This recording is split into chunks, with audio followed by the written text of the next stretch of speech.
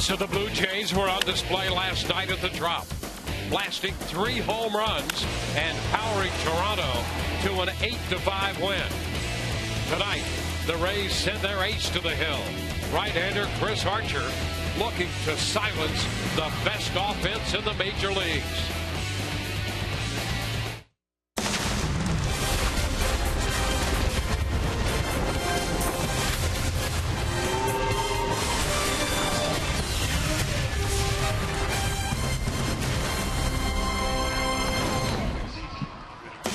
The 10-game homestand at Tropicana Field continues. Tonight, Game 2 of the 3-game series between the Rays as they play host to the Toronto Blue Jays.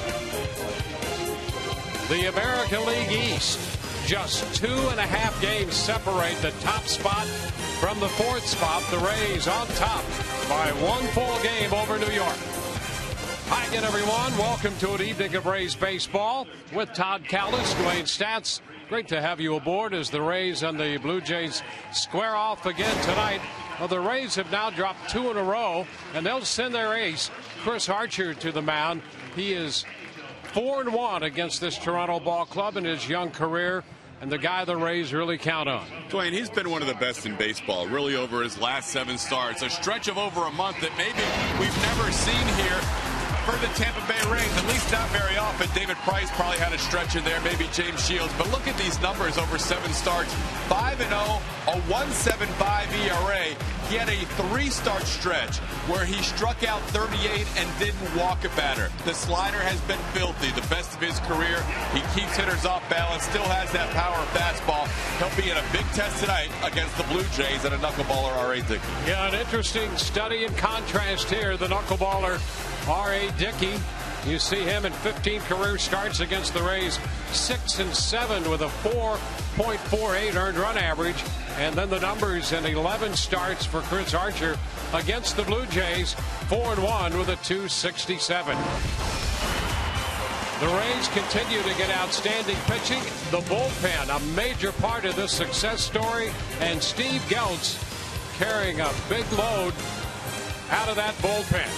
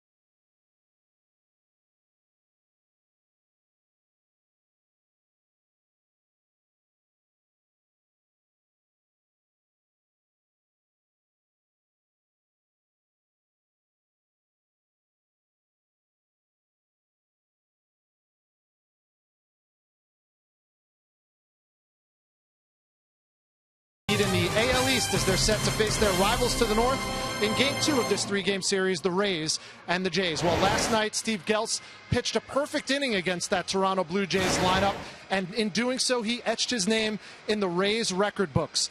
Lowe's never stops improving, and neither does Steve Geltz. The rookie has now retired a club record 28 batters in a row, essentially a perfect game +1 over his last 9 appearances, and still the rookie is humble and grateful in the midst of his success. It's pretty special just to be able to go out and do something like that, you know, and all the credit needs to go to the guys behind me. I mean, it wouldn't be possible without them making plays. I didn't go out there and strike out 28 guys, you know, so it's all credit to them being able to have that confidence that they're behind me and making plays. It makes it that much easier. It's been awesome the entire season, and, you know, we lean on him really hard, and, you know, obviously he's in a good groove right now to be able to do that. He's pitching big innings, and whether they come in the first, the second, or the 7th, 8th, and 9th. I mean, he's pitching a lot of big innings for us. We like it when he's out on the mound. One of those Swiss Army knife type of pitchers. He's been a valuable one. Geltz ranking 6th among relievers, holding opponents to a microscopic 128 batting average. Not sure if we'll see him tonight, but we could use a great pitching performance from Chris Archer coming up on 3 minutes till first pitch. Dwayne Stats and Todd Callis with the call coming up.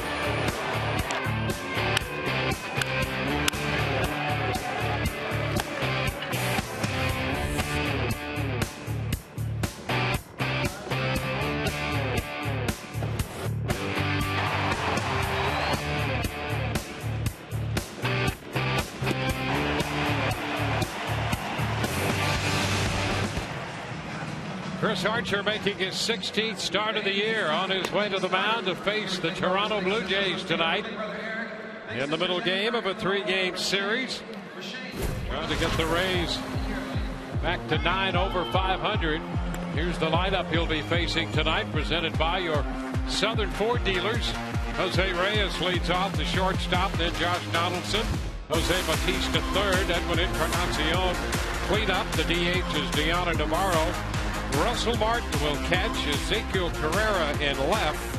Kevin Pillar in center. Ryan Goins is the second baseman.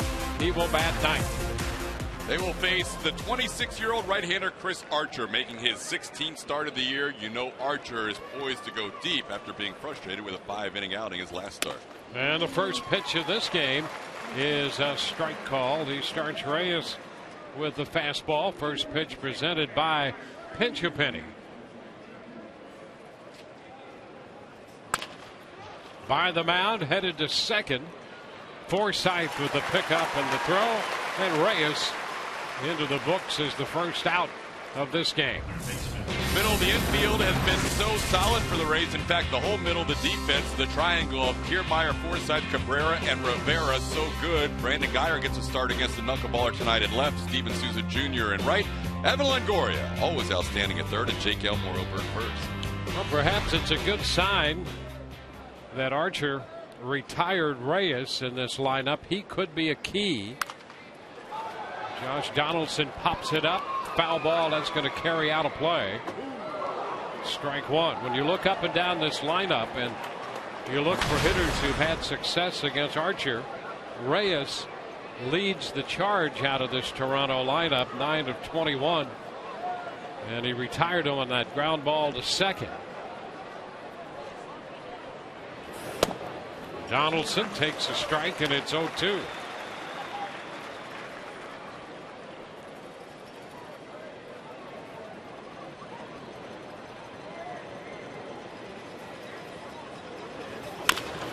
Chopped left side. Longoria makes the play, and Donaldson is out of there. So a couple ground balls here to start the game. 5 pitches in, they've all been strikes. And 2 ground ball outs. That's something we've seen more of this year with Chris Archer. He has induced a lot more grounders than he has in the past. And here's Jose Bautista. Bautista up in the second spot last night, connected for his 15th home run of the year. And the pitch is a strike. And boy, whether you've had success against this team or not, you have to respect what they've done in the offensive department. They're scoring runs at a rate that's just far beyond any other team, not only in the American League, but in Major League Baseball. They've scored 401 runs. When you look at Donaldson and Bautista, Encarnacion, all batting behind Reyes. The pitch just missed. 2 balls and a strike. Bautista laying off the slider. A popper headed towards shallow center. Right center. Kiermaier's there. Here comes Souza Jr. and he makes the catch. 1, 2, 3 in the first. We go to the Rays half. No score.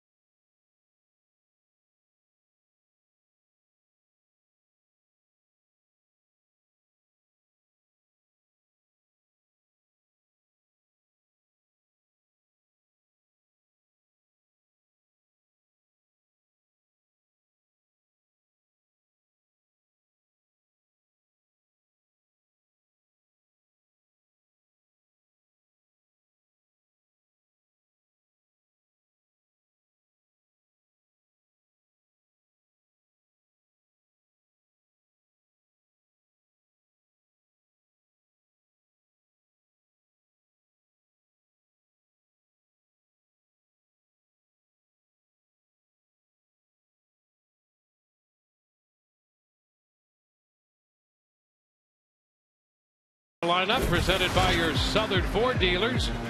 Kevin Kiermaier will again lead off, followed by Joey Butler and Evan Longoria. Logan Forsythe hits fourth in front of Steven Souza Jr. Then as Drupal Cabrera. Brandon Geyer's in the lineup hitting seventh with Jake Elmore at first and Rene Rivera catching, batting ninth. The knuckleballer R.A. Dickey will make the start tonight for Toronto. 15th start of the year, 16th in his career against the Rays. First pitch to Kiermaier, and he takes that for a strike.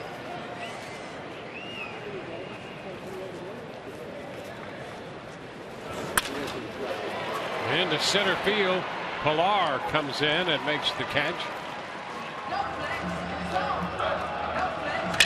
Taking a look at the Toronto defense, brought to you by BMW. In left field, Ezekiel Carrera. He was in right last night. Kevin Pilar picked up his 6th outfield assist in last night's game. Jose Batista in right field. Josh Donaldson always solid at third. Jose Reyes, the shortstop. Ryan Goins has been outstanding at second base. Edwin Encarnacion at first. Russell Martin behind the plate for the 2013 Gold Glove winner, R.A. Dickey.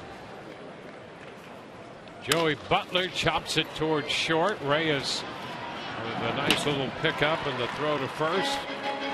So a couple of quick outs on the line drive and the ground ball. 2 up, 2 down. And Evan Longoria heads to the plate. Evan has had his share of success off Dickey. 9 of 36 with a couple of home runs and 4 doubles.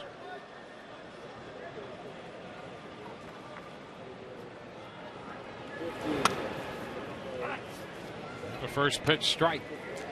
That's his high level for the knuckleball. He can bring it up to about 80. Normally he's in the 70s. Occasionally he shows that Epis type knuckleball at 60, 65 miles an hour. Well, there you go. And Longoria hit by that pitch at 61. You're going to be hit by a pitch. That's the one. Of all the players in this lineup, Longoria has seen this slow Epis pitch more than anybody else, and he sees there's no rotation. It's heading right at you. That is the easiest hit by pitch he will ever take. 61 miles an hour in a base runner. Well, here's Logan Forsythe. He was on base 4 times last night. 2 walks, a single, and a home run. And the pitch is a strike. Our Buick big matchup. Over the last 8 games, he's hitting .500. 15 of 30 to get his average up over 290, 293 overall. And behind Dickey, 2 strikes now.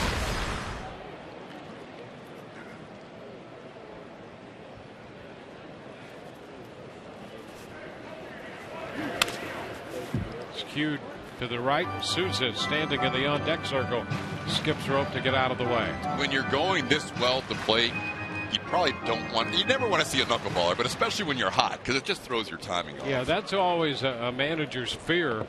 If you've got a handful of hot hitters in there and then a knuckleballer goes out there. This one chopped deep third. Quick pickup, long throw, and safe the call.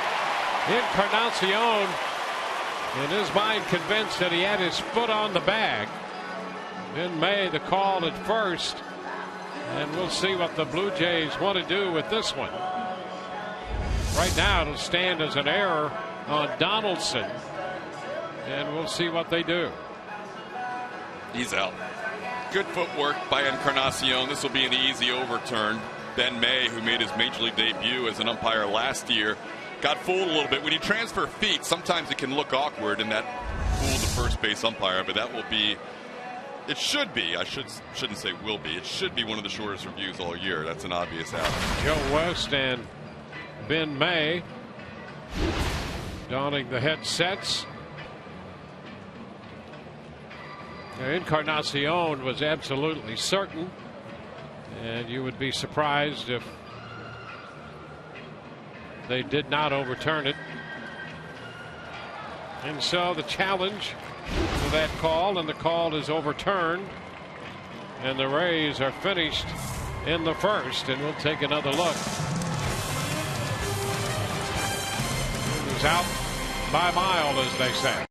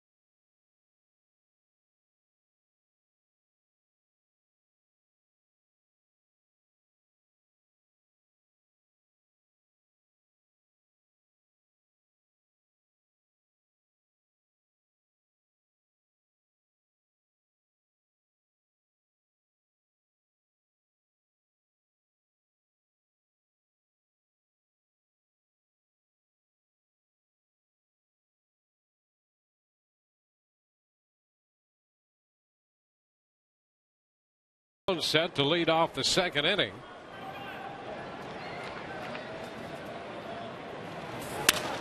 This pitch is skied into left. That's Geyer, not yet to the track. And one pitch, one out. Or Toyota trend, and this gives you a pretty good idea of just how good this offense has been. With the Blue Jays, they're averaging over 5.5 runs a game. They've hit 90 home runs. The slugging percentage as a team is .451. You mentioned 400 runs. More than half the teams in the American League and more than half the teams in baseball overall have less than 300 runs. The discrepancy is incredible as we approach the midway point of the season. Sure is. You know, you look at the American League, 401 runs for Toronto this year. The second leading team would be the Yankees with 334. And then Oakland with 319. You see the Orioles and the Astros. Over in the National League, Washington leads the league with 311 runs scored. All of that in comparison to over 400 runs crossing the plate for the Blue Jays. A ball, 2 strikes to count to Deoner Navarro. Right now, as pitching continues to dominate hitting in baseball, you're feeling pretty good if you're a team with 315, and you look up at Toronto and say, how did they have 400? Yeah, the rest of baseball lamenting the fact that they can't score nearly enough. And the Blue Jays are just having a great old time scoring runs. Navarro out on the fly ball to short right. And that really has propelled this run by the Blue Jays. They've gone 19-8 to get to where they are, third in the East, 2 games behind the Rays. There's Russell Martin. Rays up by 1 on New York, 2 on Toronto, 2.5 over Baltimore. With a strike to Martin. The Yankees are home tonight against the Phillies. There's some weather issues on the East Coast, and the start of that game has been delayed.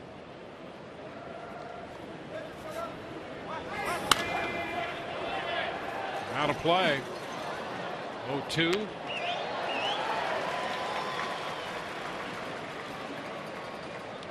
Martin has given them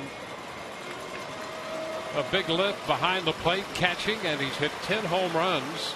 Now hitting .282 to start the game tonight.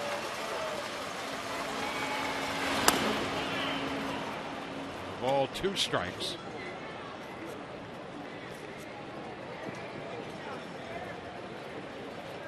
Archer made 9 pitches in the first inning, 7 for strikes. Pitch is fouled away. Made 10 so far in the second. For that matter, R.A. Dickey with that knuckleball made 9 pitches in the first inning, and 8 were strikes. The only non-strike was the pitch that hit Longoria.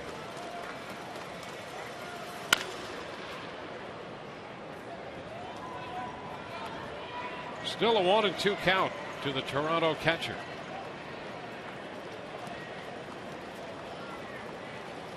Ezekiel Carrera is on deck.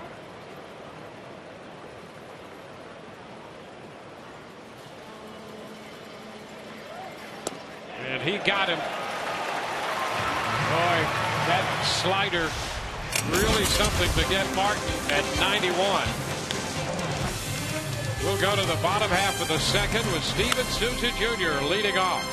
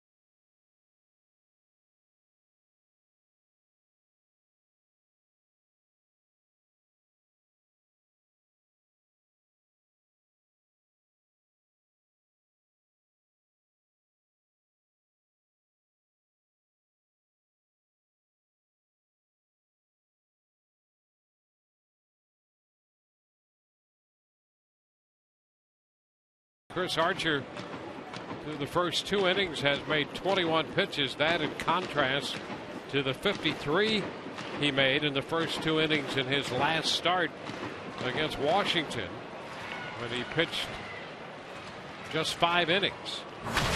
He has it in his mind to pitch much deeper tonight, and he's off to a good start toward that end. Here's Steven Souza Jr. leading the team with 14 home runs, and there's a ball inside.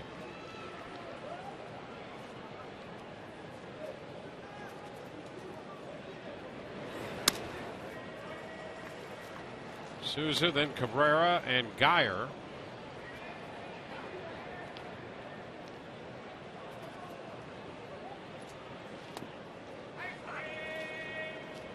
Two balls and a strike.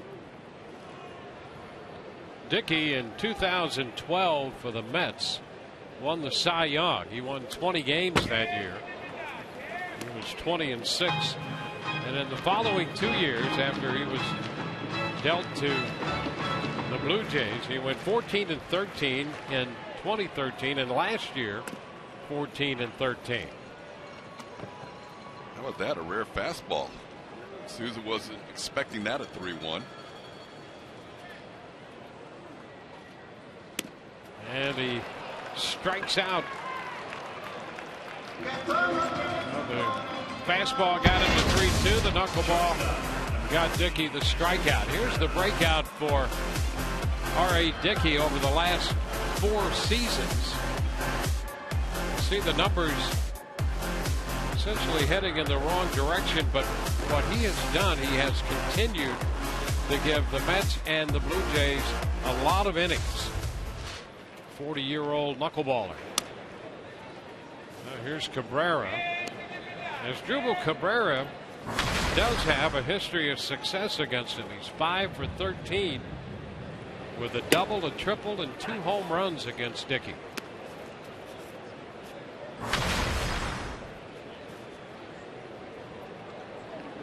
A 1-1 count.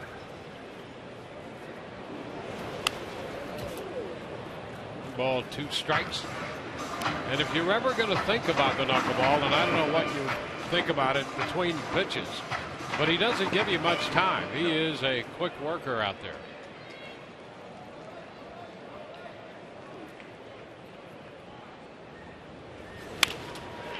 Into center field. Pilar trying to close, but that's going to drop in front of him.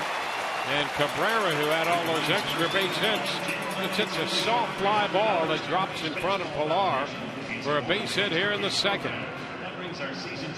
Cabrera continues to have good success against the knuckleballer, that's a pretty good one right there. Trying to get less than 2 revolutions for a good pitch. Whenever you see a tumble, you know he hasn't thrown it the way he wants it. And that time didn't hit it all that hard, but dropped it in front of Kevin Pilar.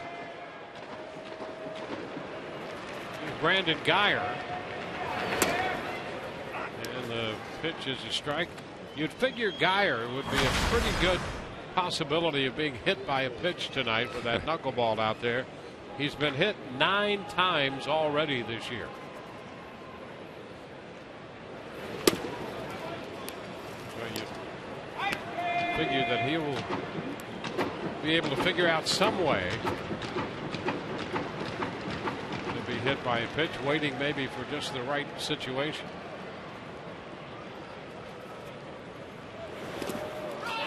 Down, and Cabrera's going to try to advance, and he's in there. Well, that ball down, which meant that Martin had to corral it, stop it, go get it, and a wild pitch on the advance. It's going to be a long night whenever you catch a knuckleballer. You have to wait so long, and his knuckleball, especially this inning, is dancing all over the place. You have to wait so long to receive it. And that time Russell did the best he could to keep it close, but Cabrera, good secondary lead and jump. Ground ball, there's a base hit in the hole. Into left. Cabrera's going to be waved home. Carrera's throws cut off. The run scores. Geyer's going to be caught in a rundown and is tagged on his way back to first. But he made the turn, and the Rays get the run. So Geyer caught between first and second, but he picks up a run, batted in. Sometimes the short swings have the best success against a knuckleballer. Brandon Geyer has that quick, short, compact swing. Good challenge here by Charlie Montoyo, and Geyer, assuming the throw would go home, took a big turnaround first. They cut it off because the throw was going to tail up the first base side, and cutting it off, they picked off Geyer between first and second, but an RBI. So Goins put the tag on him to end that play. It went from Carrera, the left fielder, to Donaldson, then to Encarnacion, and finally Ryan Goins. So the Rays have a run. 16th run batted into the year for Geyer.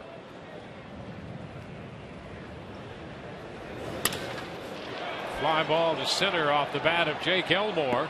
Sends Pilar back to make the catch. So a run for the Rays on a couple hits through two. It's 1-0 Tampa Bay.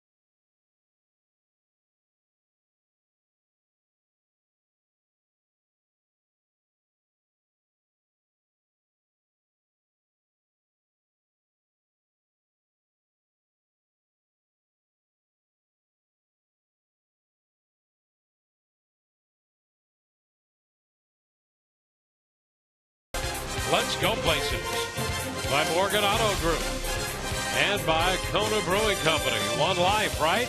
Don't blow it. Mahalo. Now the Rays have an early lead tonight, 1-0 as we move into the third. Ezequiel Carrera, the left fielder, the first man up for Toronto. And there's a first pitch strike, a fastball in the mid-90s.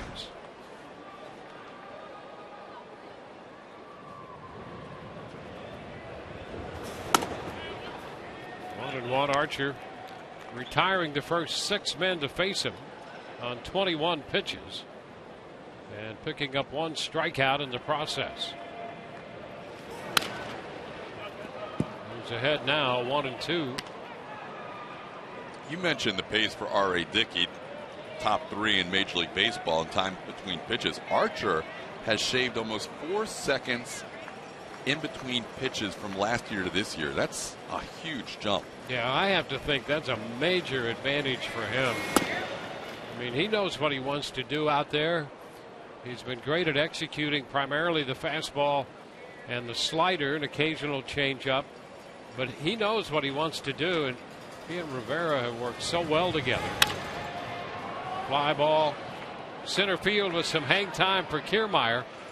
You give him any chance at all with that ball in the air, and Kiermaier likely to get there in time. 1 away.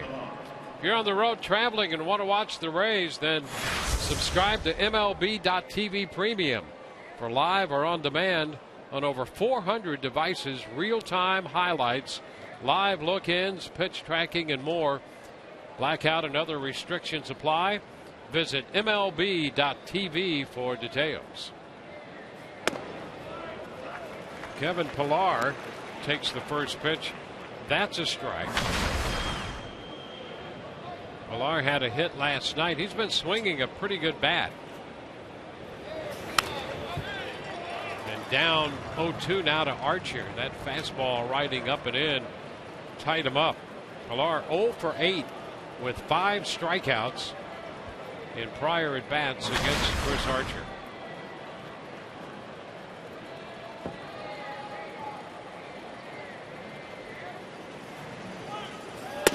Strike 3 call.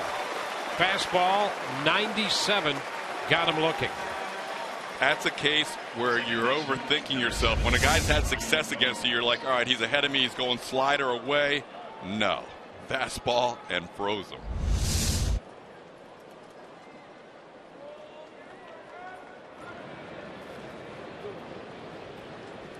Two up, 2 down in the third. There's the second baseman, Ryan Goins. Ball 1 too low.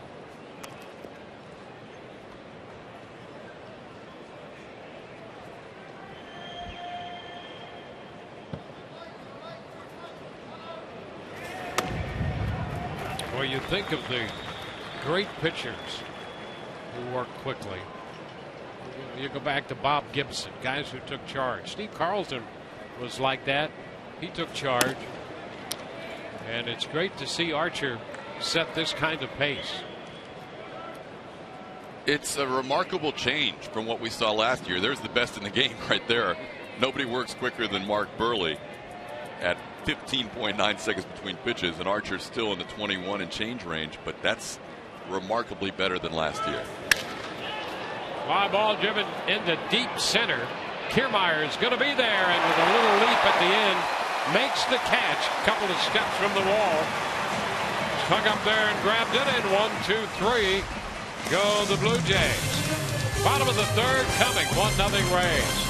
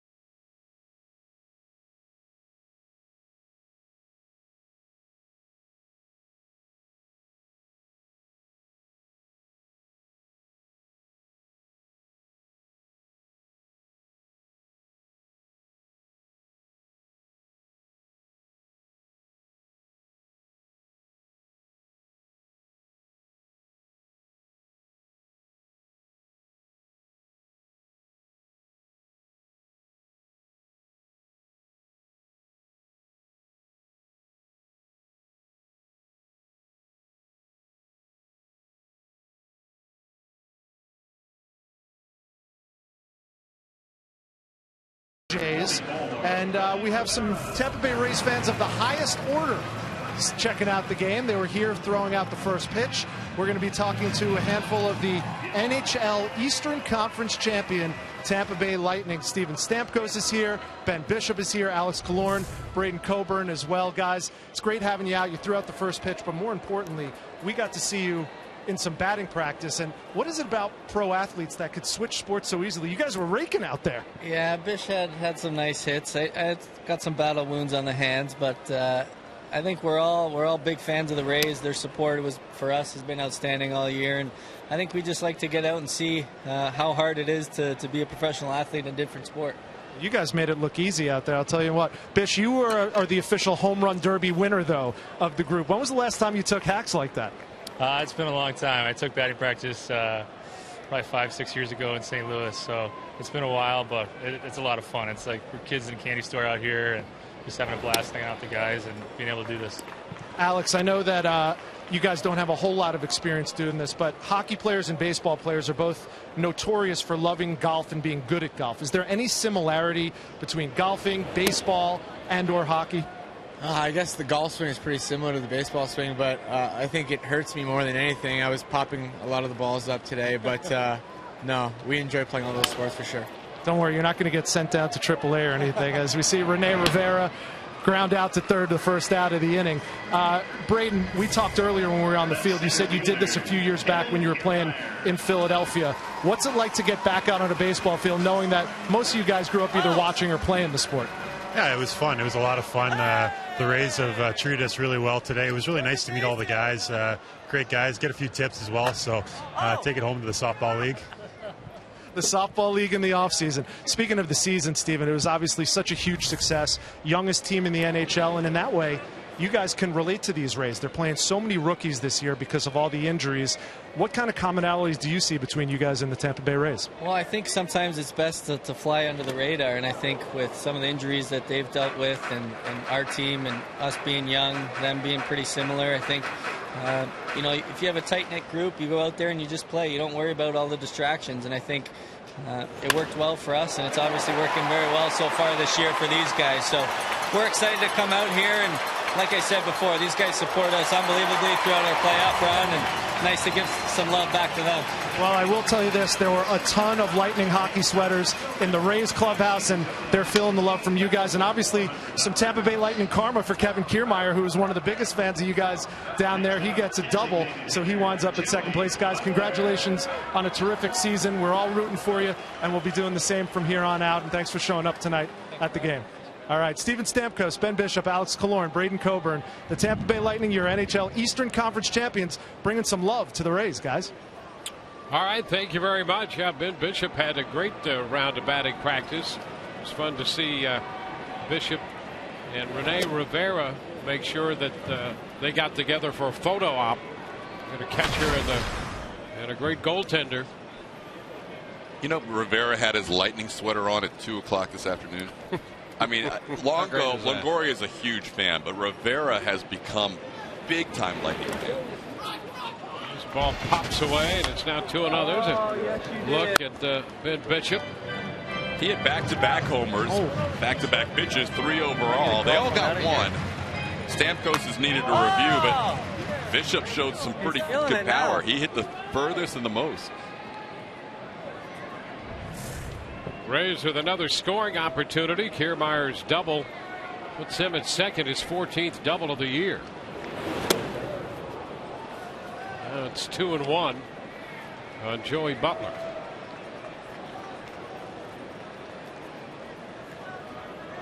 Rays got a run in the second and an opportunity for another one in the third. Butler fouls it the other way into the stands. It's 2-2.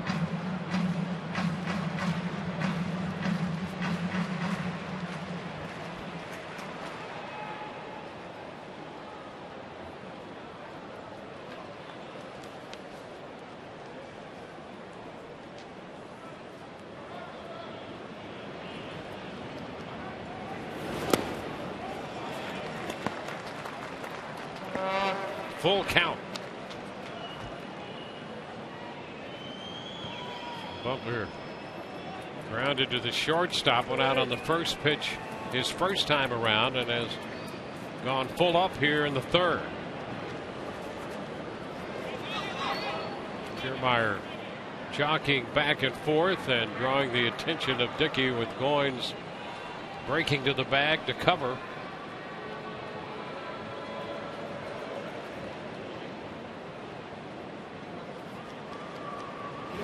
And there's ball 4. A nice pickup by Martin.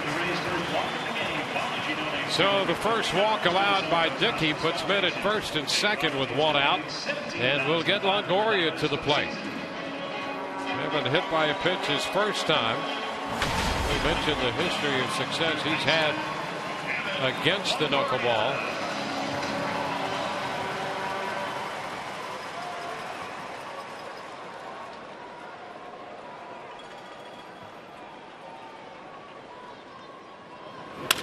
Ground ball to third. Donaldson to Goins. That's one. And over to first. That's two. 5-4-3 on the around the horn double play. On to the fourth. 1-0 Rays.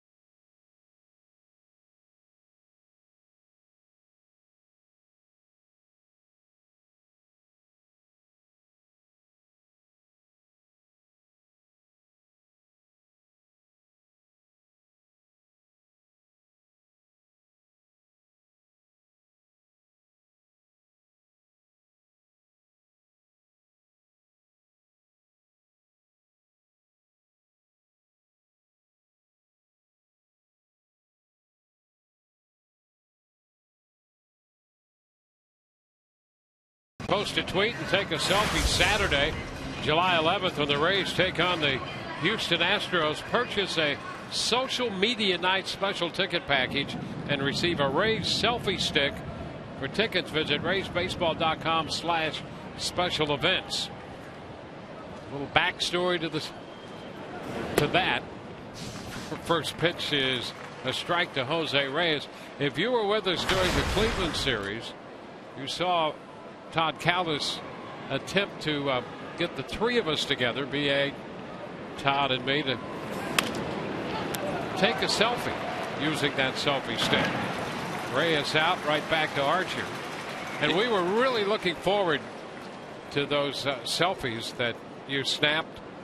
But you guys did your part. We were a little disappointed because we saw a shot of your foot. Yep. We saw a shot of the microphone cables. Yes. We didn't see the selfie. No, it was an utter failure, Dwayne. First time using the selfie stick, possibly last time for a little while. I think I need lessons from Emily Austin. Well, she may have to handle the promos for that from here on out. Because July 11th, we still have time to promote it. You guys were great. You and BA turned around. You gave great reactions. It would have been classic video, or a classic picture, a classic shot. But I have no idea what I'm doing. Well, take a lesson or two from Emily, and we'll be back at it. Yeah, it's a nice. That could be cool that night. The stick itself is great. It was complete operator error, and hopefully I'll learn as we move along here. 1-1 to count to Josh Donaldson. A ball and 2 strikes. Donaldson out third to first in the first.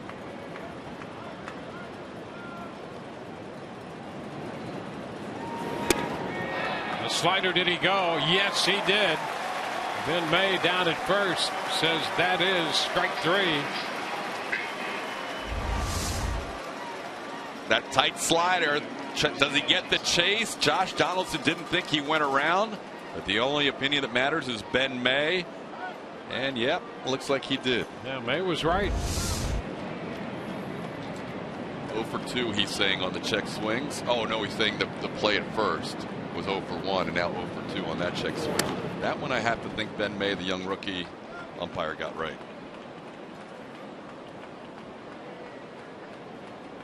Jose Bautista takes ball 1.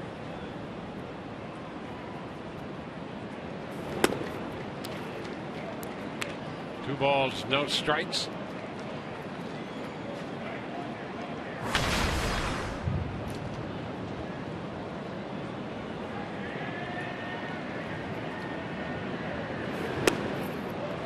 That's a strike. 2-1.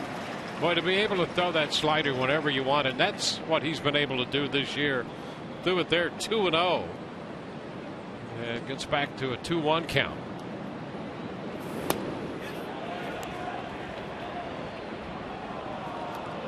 He can throw it for a strike. He can throw it for a chase pitch. This time it's Jose Bautista to check his swing, and that was another accurate call. He did not go around. And there you go, a 3-1 slider. Now it's 3-2. 2-0, 3-1. Bautista sitting on a fastball. He breaks off 2 sliders for strikes. And he breaks his bat on a little pop right out to second base, back of the bag, caught by Forsythe, and he threw him a 3-2 slider there.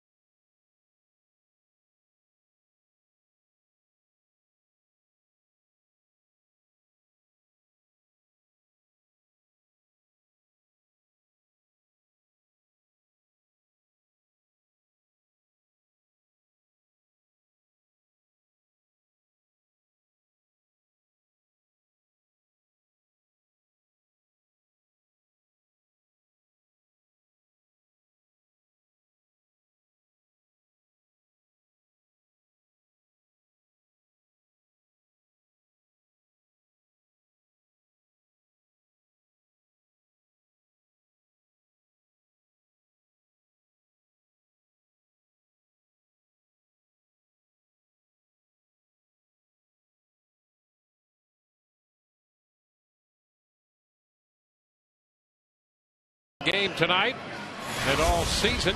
Tires Plus donates $100 to the Pediatric Cancer Foundation for every Tampa Bay Rays home run televised on Sun Sports. Logan Forsythe leading off the bottom of the 4th tonight. In the 7th inning last night, he connected for his 8th home run of the year, leading off the bottom of the 7th. Getting that fastball out. And he has been on fire at the plate and continuing to do an outstanding job at second base. Turns away from the knuckleball. 1-0.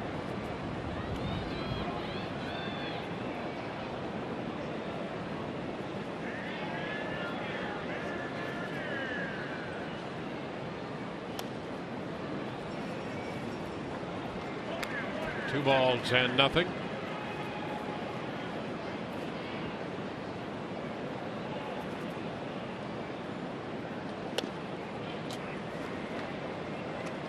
One.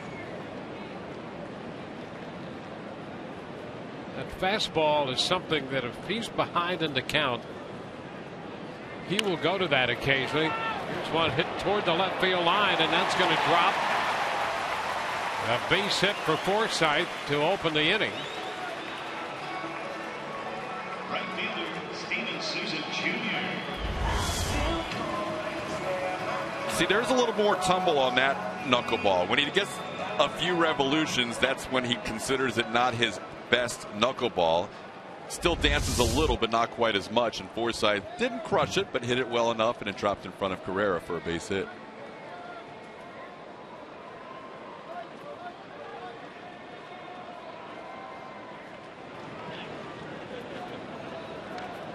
Forsythe back in at first. There have only been 5 attempted steals with Dickey on the mound this year. This is his 15th start.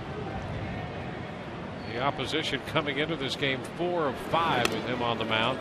This one pops away from Martin, and Forsythe did not get quite a good enough read, and so he stays put at first. With Dickey, he's so quick to the plate. He barely takes a slide step. You're almost waiting for a ball to get away from the catcher with a wild pitch or a pass ball because he is so quick to the plate, and you do have so many pitches that are mishandled with a knuckleballer. That pitch was called a strike on Souza.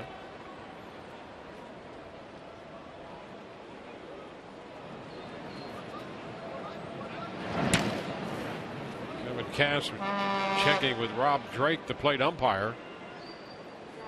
And Drake says, yes, that was a strike, even though Martin had a difficult time corralling it.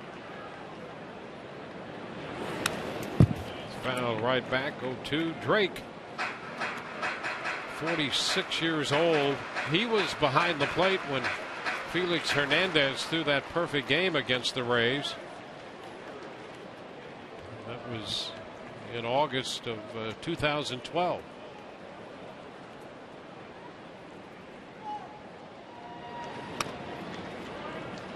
Stays up 1-2.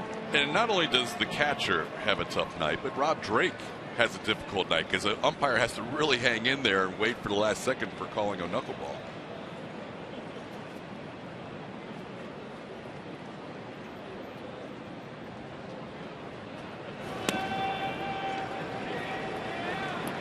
Two and two. That's a good example. Dickey wants that pitch, but it dove out of the zone. And I mean, it's a strike most of the way. It's a strike, and at the last second, it's just out of the zone. That's a tough call for an umpire. It certainly is. I mean, tough to catch and tough to call, tough to hit.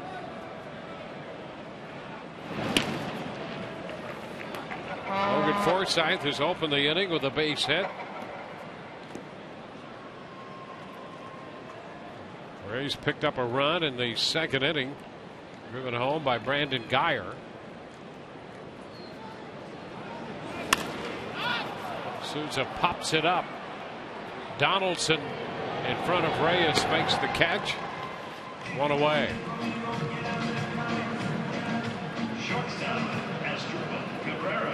Donaldson and Reyes exchanging pleasantries there on the left side. That's Donaldson's game.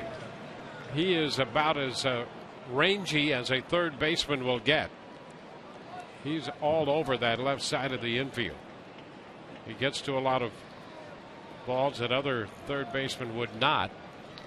His error total might be a little high from time to time, and that's because he gets to so many balls, and he will try to make plays at first. High fly ball gives Pilar time to get over there and make the catch. Cabrera's out on the first pitch. Donaldson will try to make plays on balls that he'll dive for and get into all kinds of strange positions to get to a ball and then try to get rid of it. So a good part of his errors come on throws. So spot on with that. And in the older days, before analytics became more and more popular, you just based defense sometimes on errors, and you had scouting reports on range. But now they're getting better and better metrics and analytics to tell you exactly what a guy's range is, and this is where Donaldson shines. There's Brandon Guyer, who drove in the run in the second inning. 1 ball, no strikes.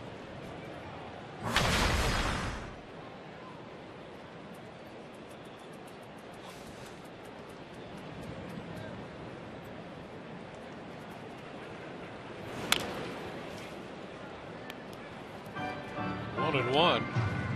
Well, you know, a good example of what you were talking about. He led the American League last year in errors. He made 23 errors with Oakland last year. 17 came on throws, and when they put all the calculations together, he was a plus 20 at third base. How about that?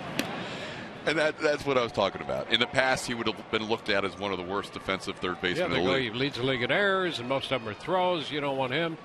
But with that range he has, and as aggressive as he plays defense, he turned out to be a major plus in the field. 2 and 1.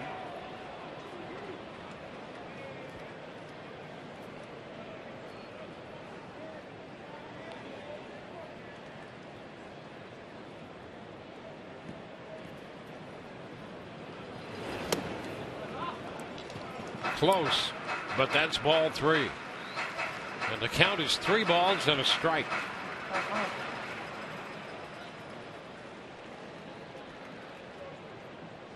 About a third of the time when he's behind in the count, he'll go with the fastball. And he walks Geyer. Ball gets by Martin. And Forsythe was headed to second on ball 4 and did not immediately pick up that the ball had gotten by the catcher, Russell Martin. And so the runners who had an opportunity to perhaps advance there remain at first and second. We almost had the hit by pitch you were expecting from Brandon Geyer. And then Forsythe, here's the look. He's running with the pitch. It's 3-1. The ball's all the way back to the backstop here. That's a ball he could probably have taken a chance on. It could have been the third out of third, but it looked like he would have had a great chance to make it. There's ball 1 to Elmore. So runners at first and second. 2 outs. Elmore 0 for 1 tonight. Ground ball down to Donaldson. The throw goes to second. And the Rays are finished, leaving 2 in the 4th. We go to the 5th. 1-0 Rays.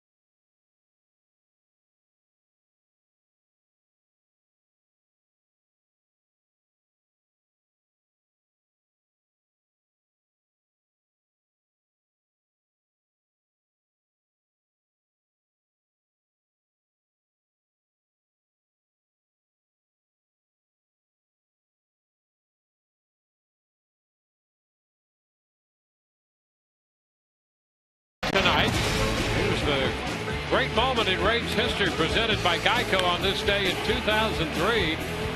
We remember when Damian Rolls belted 2 home runs off Roger Clemens, becoming just the 11th player to do that. Clemens entered the game with exactly 300 wins, but he and the Yankees were saddled with a 4-2 loss that night, courtesy of Damian Rolls.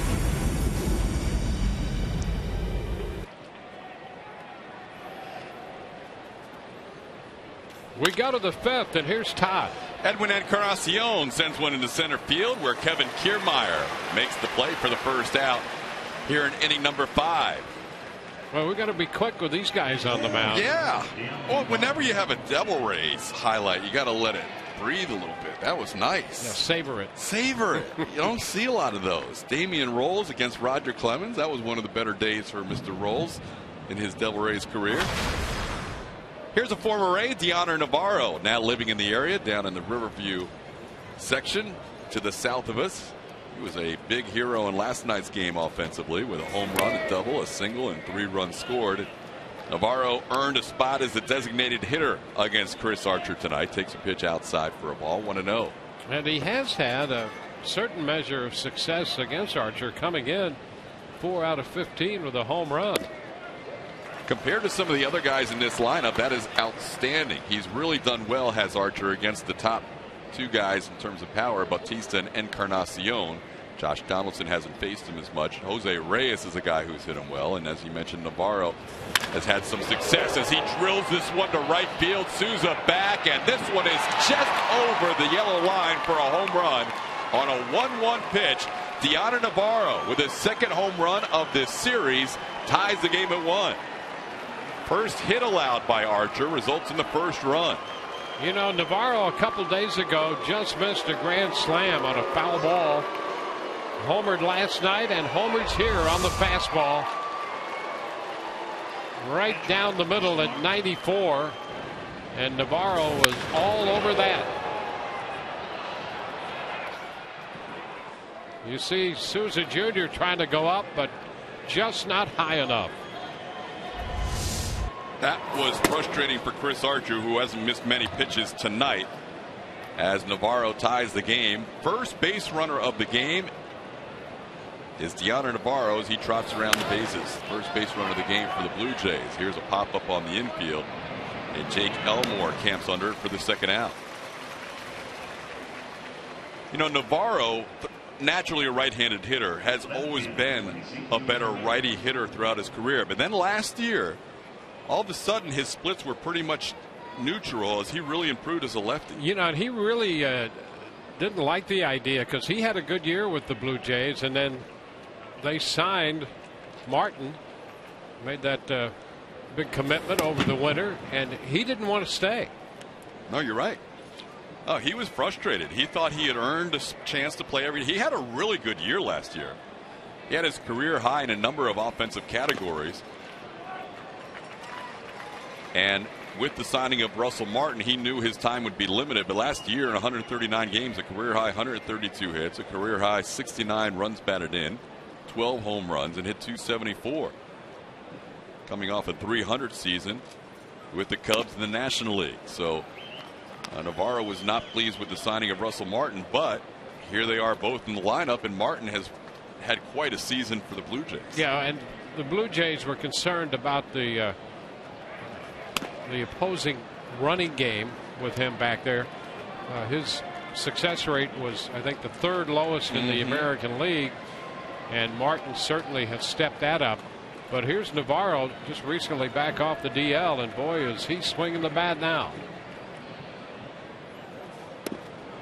3-1 pitch. Carrera misses, and now the count's full. Well, Russell Martin and Rene Rivera right at the top of the charts in terms of holding the running game down, and that's something the Blue Jays wanted to address. 2 outs. Archer with a 3-2 pitch, and he gets Carrera with a slider, swinging to end the inning. That is strikeout number 4 for Chris, 1 in each of the last 4 innings, but the game's tied at 1.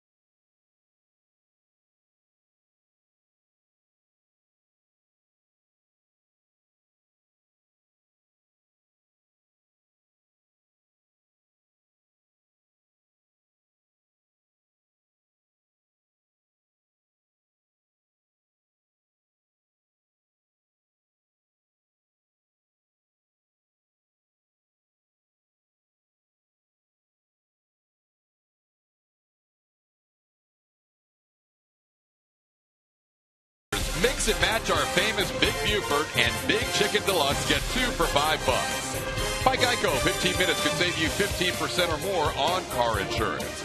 And and by plenty. Lots of points, lots of places, one rewards program. Stormy night in St. Petersburg as R.A. Dickey now sees himself in a tie game with Chris Archer and the Rays, 1 apiece as we head to the bottom half of the 5th inning. He will face Rene Rivera, who swings through the knuckleball on the first pitch of the bottom of the 5th, 0-1. Rivera grounded out to third his first time up. Does have a home run in his previous at bat to tonight against R.A. Dickey. There's another good knuckleball, and Rivera down 0-2.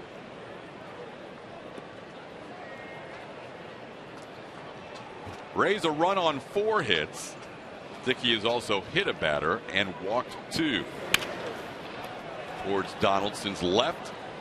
Blue Jays third baseman makes the play for the first out here in the bottom half of the 5th. Time to check in with Emily Austin.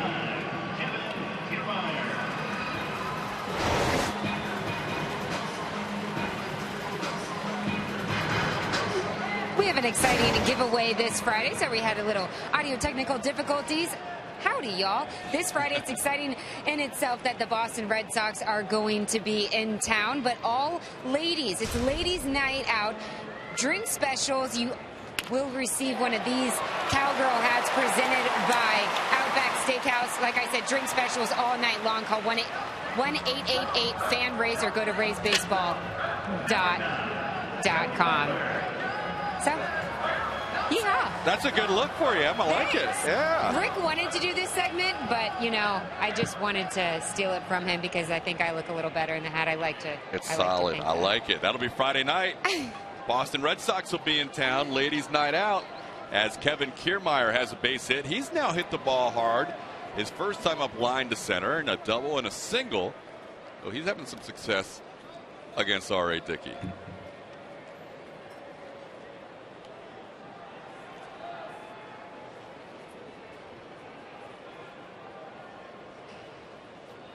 Joey Butler, and there's a ball that gets away, and with Kiermaier's speed, you get better hustle back there, which Martin does and keeps an eye on him the whole way. Kiermaier would think about 2 bases if Martin doesn't pounce on this. Well, this is going to be ruled a pass ball. And I know that official scorers have mixed feelings about that. You got a knuckleball pitcher out there. Tough to catch, but it is a pass ball. 11th of the year against Martin. Here's a ball into right field. Kiermaier being waved home. Joey Butler has broken the tie with an RBI single, and the Rays lead it 2-1.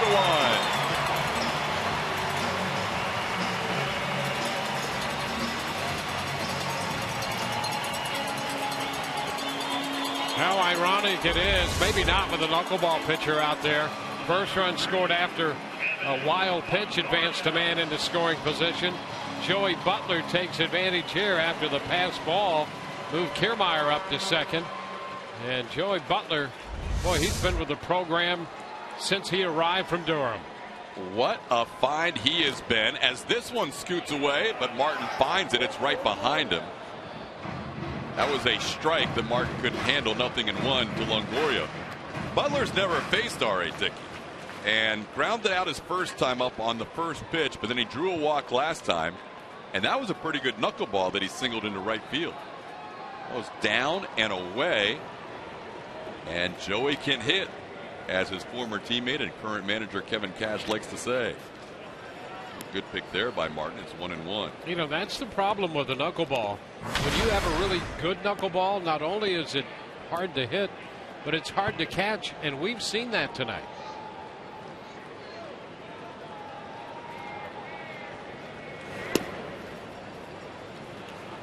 Yeah, you as a catcher are just happy when you catch it cleanly. And there's going to be times when you botch a pitch that's a strike, like we saw on Longoria's first pitch. And there's no such thing as framing either. You just move with the ball and hope you don't drop it. And now it's 3-1 on Longoria.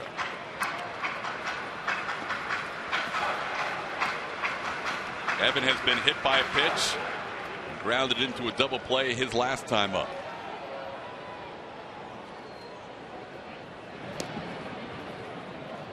The Rays sent the runner Logan Forsythe on a 3-1 pitch in the last inning. So R.A. Dickey trying to make sure Joey Butler on the 3-1 count doesn't think about heading to second here.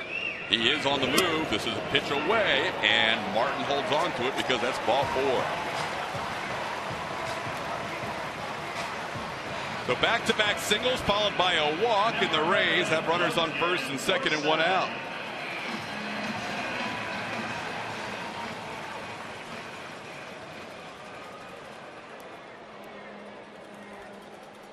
The 6 hits tonight have been all singles with the exception of a Kevin Kiermaier single that he turned into a double with his hustle. He will allow a home run. If he floats that knuckleball in there, he's allowed 76 home runs since he joined the Jays in 2013. That's the most in the majors in that span. Foul ball that Martin gives a look, and he just runs out of room by a row. Yeah, Dickey is giving up a little more than a home run from start this year. So if you figure 32 starts, that's a few home runs.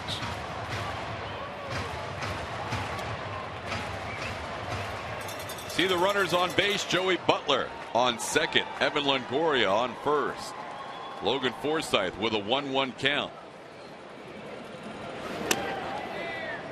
Logan with another hit tonight will have 7 multi-hit games in his last 9 as his average continues to climb towards 300.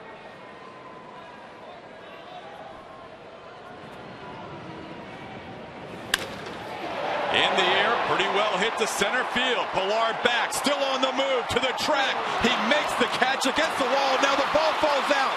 They're going to say the catch was made. Butler stopped at third. Now he's going to head home. The throw is late. The Rays score to make it 3-1.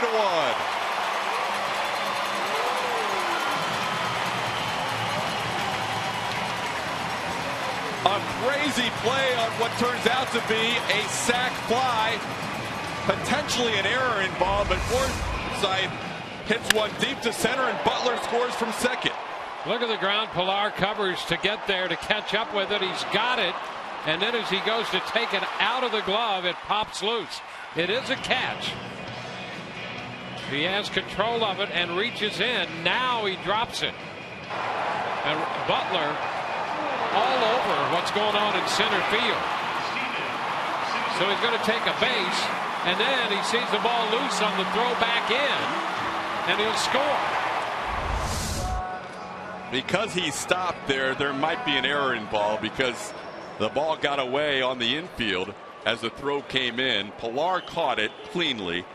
If we had that crazy rule at the beginning of last year, it may have counted as a base hit, but that's been wiped off the boards. And now the Rays get a run no matter what. It's 3-1. Steven Souza Jr. takes a pitch that he thought was inside for a strike, 0-1.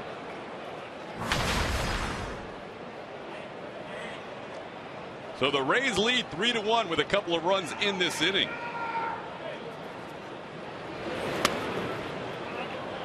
And strike 2, and Souza's not sure about either of those first 2. And there you see where they landed on Fox Tracks.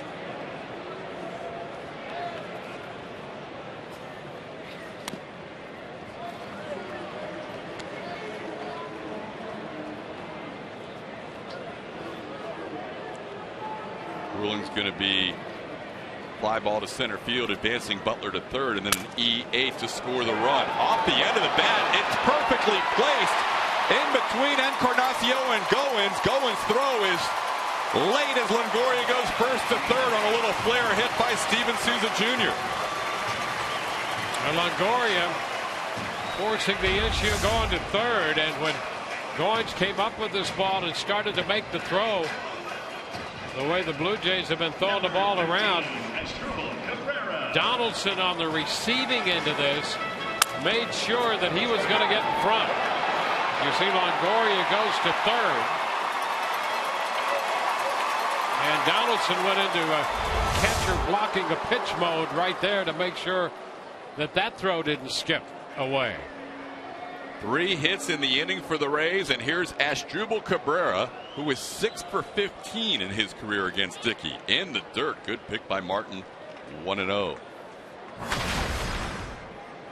And how about Pilar, who made a great running catch to the wall and then gets charged with the error, allowing the run to score.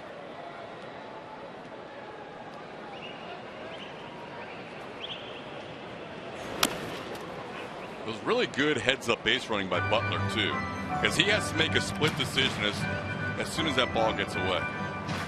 He chose to be aggressive. It paid off, and the Rays lead it 3-1. Yeah, he made a couple great decisions around the bases that time. So he's doing a lot of things right. Some heads-up base running and clutch hitting.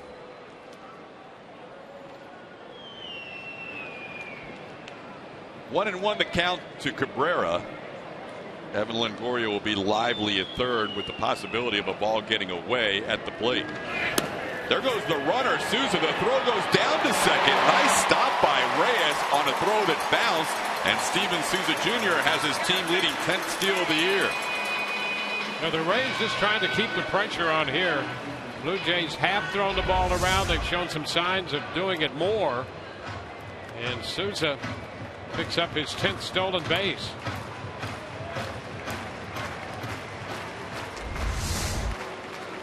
So now a base hit with Souza's speed should make it a 5-1 game. It's 2-1 to Cabrera.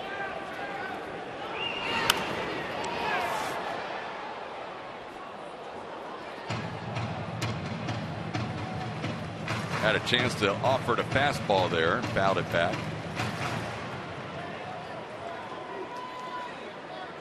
Cabrera scored his first time up.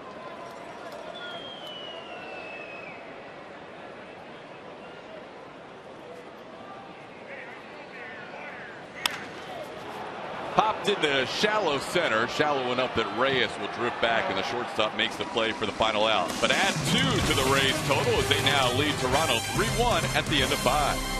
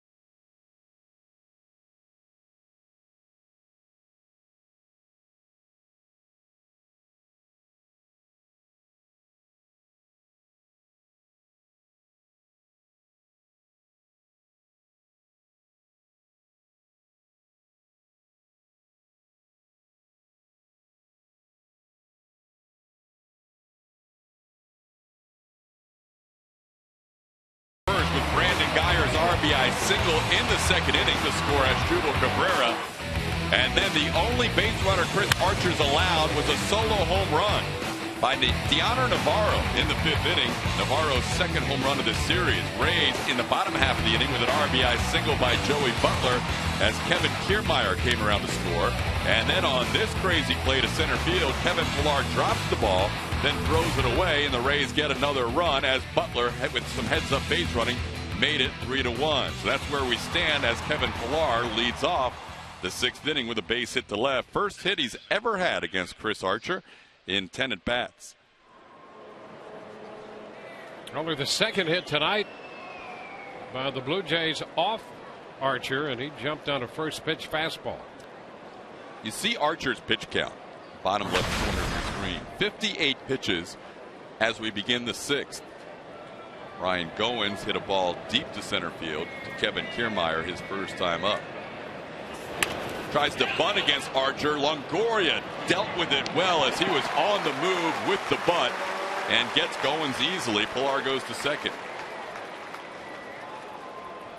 Good, nicely done there by Evan Longoria. He almost made this play look routine on the bunt attempt. This is not an easy play and one that will test a lot of third basemen, but he was right there and made it routinely. You can see how quickly he got to that ball. They are going to credit Goins for the sacrifice to move Pilar to second. Here's Jose Reyes, grounded out to the second baseman, grounded out to the pitcher. Of all the Blue Jays in the lineup tonight against Chris Archer, Reyes has had as much success as anybody. 9 for 21 coming in, now 9 for 23 in his career, and 3 walks against Chris.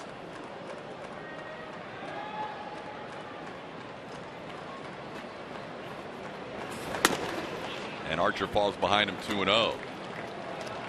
Was saying about the pitch count, you could tell by the comments Chris made after his last start, and a lot of that was based on a couple of factors: the rain delay and National League rules, why he only lasted 5 innings, and ultimately it was a pretty easy decision for Kevin Cash when he pulled him. But Archer knows his place in this rotation as he gets Reyes to swing through a slider 2-1. Well, his makeup is such that he doesn't come out of a game after 5 innings. He just does not want any part of that. And I thought he was very diplomatic about the way he handled it after the game, but you could still read him. He wants to pitch deep into games. Well, we mentioned early that he had made 53 pitches in the first 2 innings of that game. In this one, 57 pitches through the first 5. So he was going to make sure that he was going to be in here beyond 5. He's done a great job. This is one of the rare batters he's actually fallen behind. He's down 3-1 to Jose Reyes. He was down 3-1 to Batista earlier and threw him a 3-1 and a 3-2 slider, eventually getting him to hit a soft line drive to Forsythe to end the inning on a shattered bat. But now down to Reyes 3-1 with Pilar on second. Rays lead at 3-1.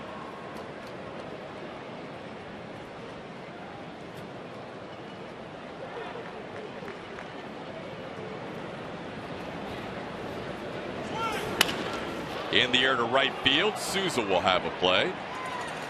Pilar bluffs a go, and Souza makes a strong throw just in case. 2 outs here in the 6th inning. Our T-Mobile game changer is the Blue Jays third baseman Josh Donaldson, and where he ranks amongst third basemen in the American League.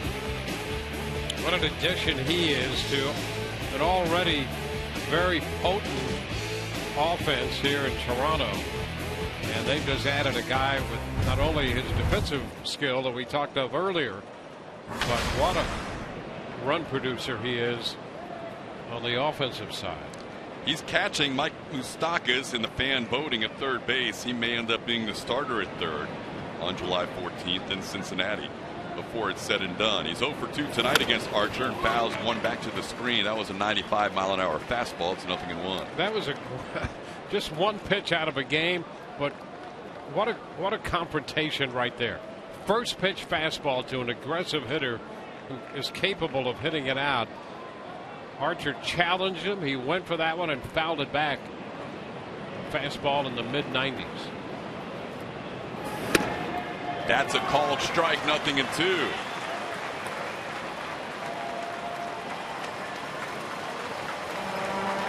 Now it's at least a toss-up as to what he's going to get. Almost 50-50 fastball slider.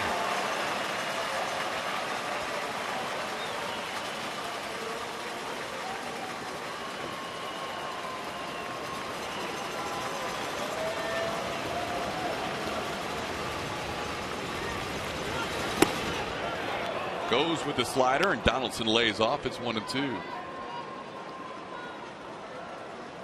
So far, 2 hits allowed by Chris.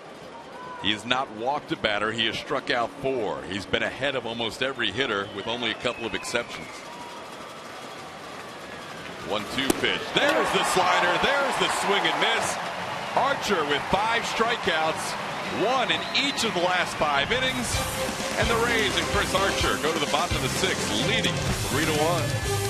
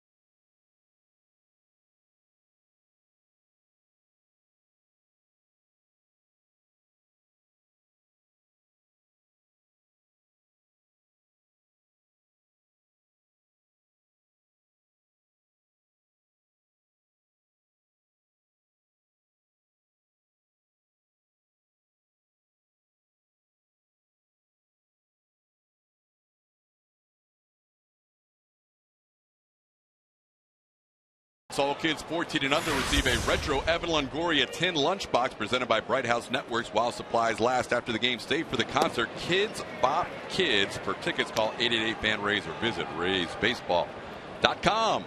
That'll be this Sunday against the Boston Red Sox, who are in town beginning Friday. 0-1 to Brandon Guyer in the air to right center field. Pretty well hit. Long run, Pilar all the way to the track, and he runs into the wall and holds on. What a catch by the Blue Jays center fielder.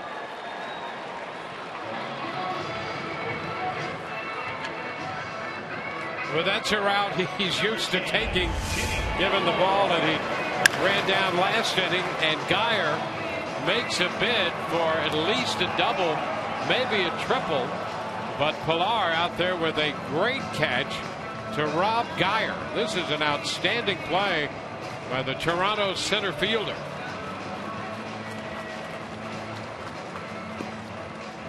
All right, Dickey said, are you holding on to it? Yes. Nice play, Kevin Pilar. Well, and Russell Martin with a trip to the mound just to give Pilar a chance to put himself back together. That was a great run, and then a collision with the wall for the first out. You know, Guyer's in the lineup tonight, right-handed hitter. David DeJesus, a left-handed hitter, not in there. And when you're talking knuckleball pitcher, that righty-lefty thing is just out the window. It really is. You see some switch hitters hit right-handed. Yep. Ben Zobrist comes to mind as a guy who would hit right-handed when he felt better as a right-handed hitter at that point of the season. Well, we did a little check of that and went to the breakout. It's only from 2003 forward and involves 5 knuckleball pitchers led by Dickey, but Tim Wakefield's in there and Steve Sparks, Stephen Wright. And check just to see what the breakout is. And you can see right-handed batters actually hit a little more than left-handed hitters against knuckleball pitchers, right-handed knuckleball pitchers. So it's really out the window. In fact, right-handed hitters had a higher slugging percentage as well. But the difference is really negligible. And in this case, DeJesus is 2 for 19. Right. In his career against Dickey. So Guyer gets the start. He had a hit in 5 at bats against him prior, and tonight is 1 for 2. Almost had a double there and then a walk in between. You could say that the best at bats in this game have been Kevin Kiermaier and Brandon Guyer against R.A. Dickey tonight. There is Brandon Guyer. 2 outs, nobody on. And the splits for R.A. Dickey in his career are almost identical. on-base percentage and slugging percentage, righty versus lefty, for his entire career, which has been a long time. They're almost spot on in terms of the split. So take your choice. Giving Brandon Guyer a chance to play. He hadn't started since a game here at Tropicana Field 8 days ago. So not only has he not played, he gets back after 8 days and faces a knuckleballer and is putting together some good at-bats. 3-0 the count to Rene Rivera with 2 outs. So he will see a strike at 3-1 on a fastball. A couple of groundouts tonight to third from Rivera.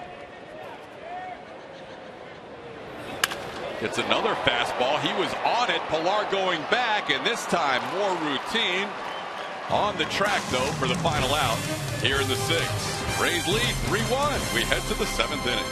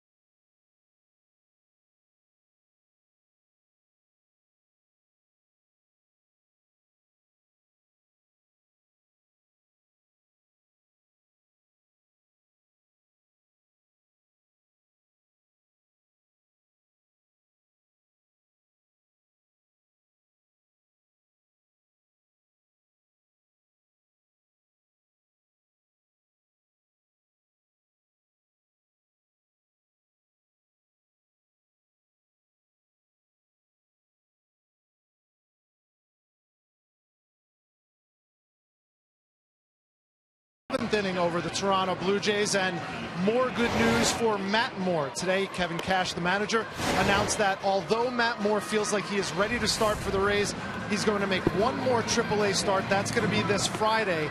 So he said he felt ready, but guys, just like the old Kung Fu movies when they say, patience, grasshopper, Matt Moore's going to have to be patient again before he rejoins the big club.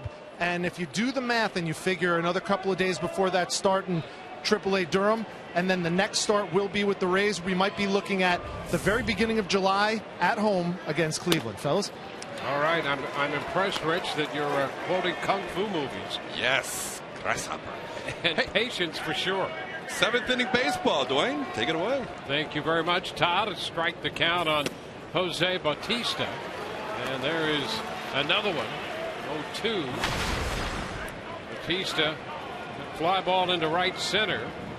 And then on a broken bat, a little humpback liner caught by the Rays' second baseman Forsythe the last time up in the 4th inning. It's 1-2. Middle part of the order here for Archer in the 7th with Bautista. Then Edwin Encarnacion and Deoner Navarro do. 2 balls, 2 strikes. 3-7-0 for the Rays. A run, 2 hits, and 1 error for the Blue Jays. Top half of the 7th inning. And the slider, did he go? Not this time. That was close. And the count is full. What do you think? I'd like to see. Ooh, you could have gone. Could have gone either way, Dwayne. He went right to the precipice.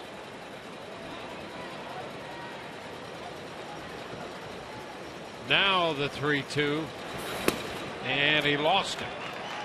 Fastball, and Archer not pleased with himself, giving up the leadoff walk in the 7th inning. First one he's given up. Well, he goes 3-2, and he says, I'm going to throw a fastball because I can't afford to walk him. And then he yanks it, and he walks him anyhow. So, that was the level of frustration there for Chris in his first walk of the night. Now Edwin Encarnacion.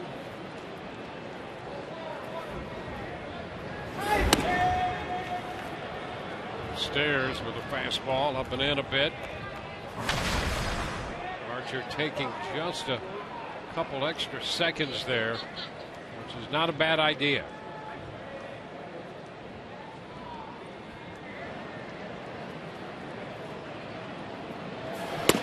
And he comes back with a strike. He has not, or at least the first part of this game, worked from the stretch, except for the base hit by Pilar to open the 6th. Now a leadoff walk in the 7th.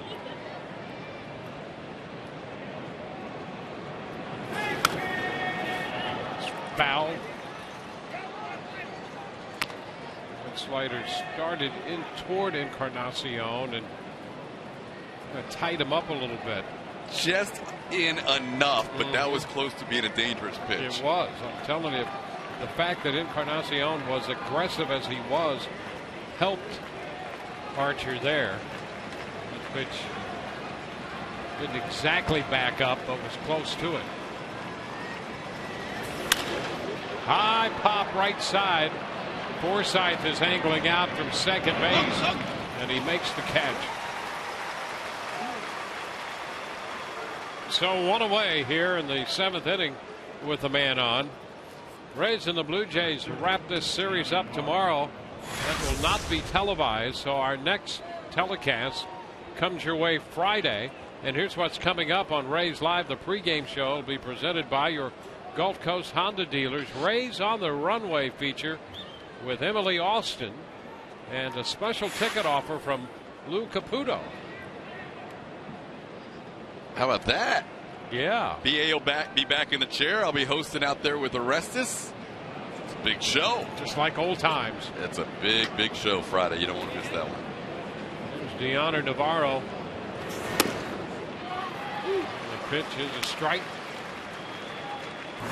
That may have been the first pitch that Archer got that did not have the zone. I think Drake expanded slightly there. Chris will take it.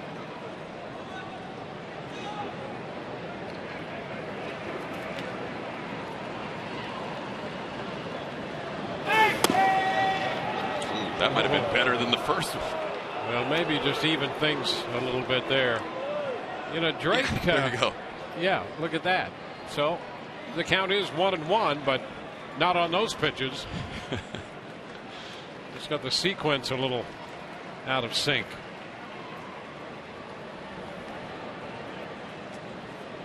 I'm going to say Drake, a relatively young umpire, in his mid-40s, and he has established himself in that group of umpires that's pretty accurate with the way he works the plate. Tapper foul. Navarro accounting for the Toronto run when he connected on a fastball in the 5th inning. Navarro homered last night.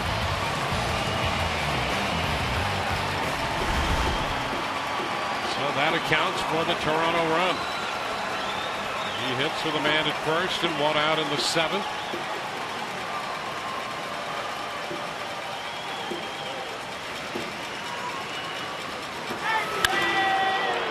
Into center. One big hop to Kiermaier. Bautista heads for third. They might get him. He is in there safely. Took a big hop and he got in there. So it's 1st and 3rd. Navarro picking up his 2nd hit of the night. What a throw by Kevin Kiermaier. A chance taken by Bautista trying to go 1st to 3rd. And he gets in there, but not easily. I think this throw was shielded from Longoria's view on the slide by Bautista. There you kind of see it. The ball comes out of his body at the last minute. Longoria had to make sure he caught the ball first. And at that point, Bautista slid in safely. That was a very good throw running away from third base by Kevin Kiermaier. His throws have been much better as the season has gone along. Early on in the year, he tailed a few of those throws, but he's been spot on lately. Yeah, I think he's found that arm slot out there. I mean, he's been as accurate. And boy, 2 throws on that road trip that were just unbelievable throws. It's just amazing what he's been able to do out there. You see the communication. You see a lot of communication with the infielders. Now you see the communication with the outfielders. Kiermaier and Souza talking about the situation. Here's the throw. His his motion's all going towards first base, and he's throwing to third base, and that was a great throw. Well, a real spot now, first and third, with Russell Martin about to step in. Martin, nothing out of 2 tonight. He struck out and popped out. Either one of those would work here. Where's that? And Rene Rivera asking, and he's going to get the strike there. Rivera asking Drake to go down to the first base umpire. That might have been a strike on its own. It was. It was a strike twice. Thank goodness they called the swing. And a pop-up foul, but will it be playable?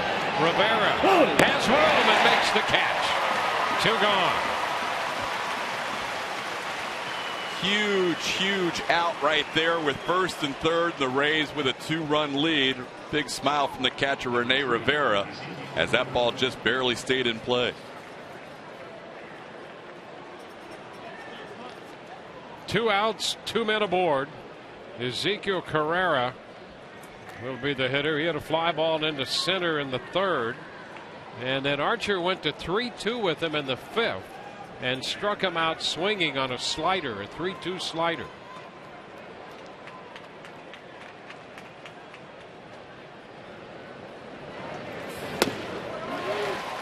He starts him with 1, strike 1. Kevin Jepson up in the bullpen.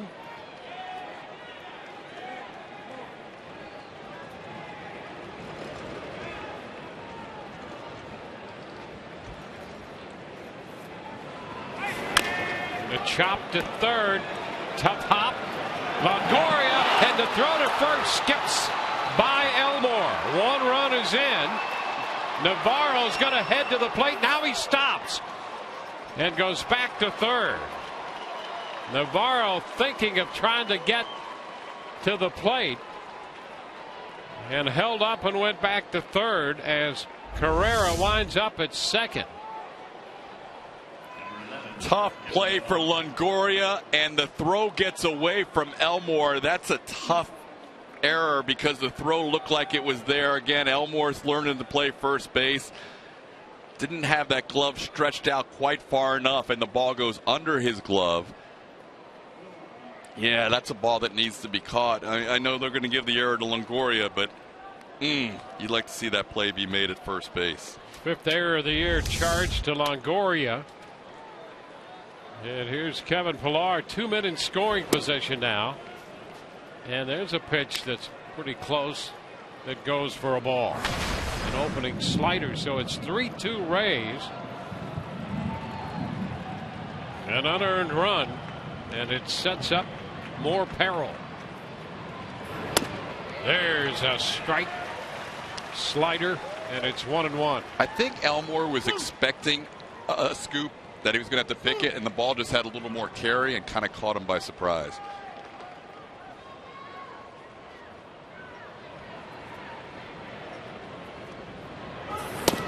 There's strike 2.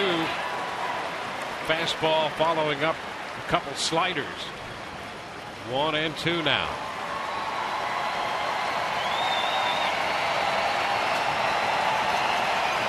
The 90th pitch of the night about to be made by Chris Archer. Here we go. And a little tap right side. Out at first. Elmore made the tag, and Pillar's momentum carried him into Elmore, who managed to hang on and end the top half of the 7th. 1 run score.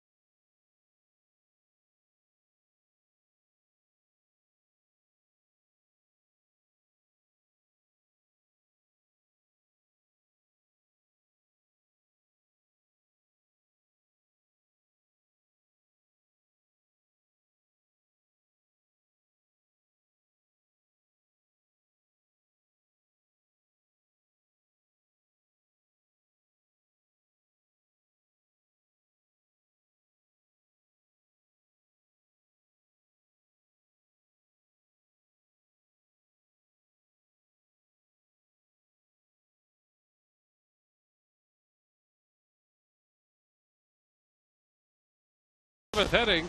Daytona fans, celebrate the red, white, and blue and the Coke Zero 400 for your chance to win 4 tickets. Tweet the number of Coke Zero 400 miles and hashtag race to July promotion to @Sunsports FOXFL and your chance to win. 1 strike pitch, chopped to second. Off the bat of the Rays leadoff man, Kevin Kiermaier, and that's the first out.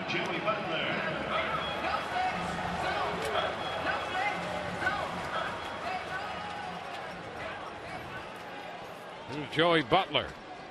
Well, the Rays got out of that spot in the top half of the inning, and it wasn't necessarily a routine play that Elmore had to make down at first on the ball hit by Pilar. There's a big cut. Butler trying to get a run back on the knuckleball there.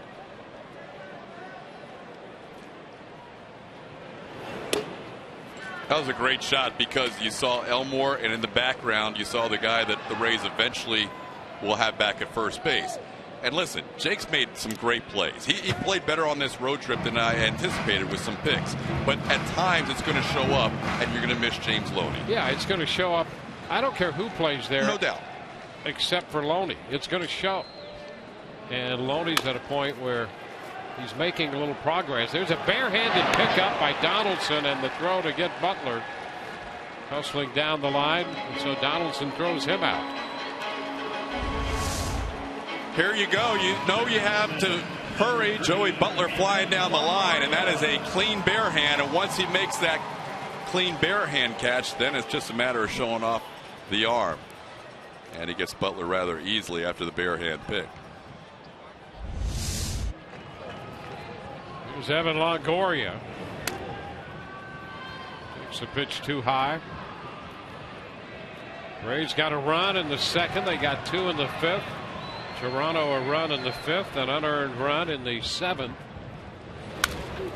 Evan fouls it back. Now 1-1.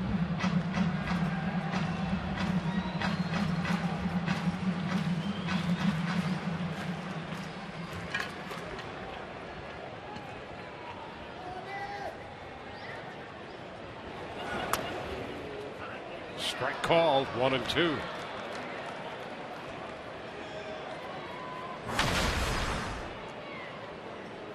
Forty-year-old right-hander R.A. Dickey on 1-2 and a base hit shot the other way into right. Evans on for the 3rd time. That's his first hit tonight. The 2-out single against Logan Forsythe to the plate. Evan, nice job, down and away, and goes with it. Dickey thought he was about to pick up a strikeout to end the inning, but Longoria serves it into right field on the line. So with Forsythe in the batter's box, Evans at first, 2 outs, and Brad Boxberger is up in the Rays bullpen. It's a 3-2 ball game.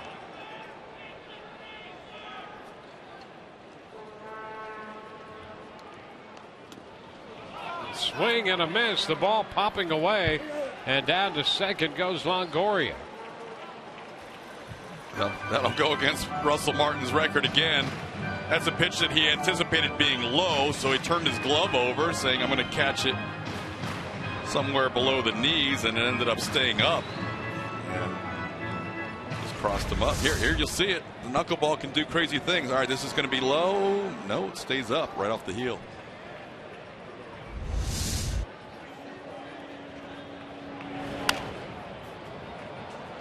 Foul up the right side, 1-2. Rasmussen, the lefty who just joined this club yesterday, is loosening in the bullpen for Toronto.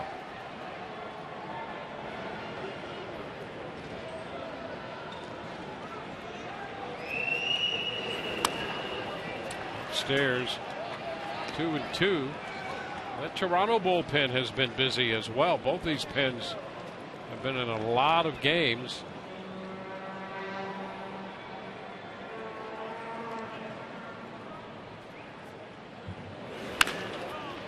Foul ball outside of third.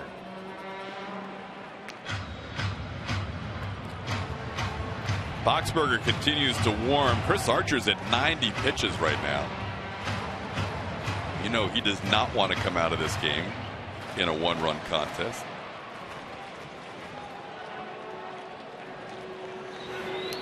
And this one hits Forsythe.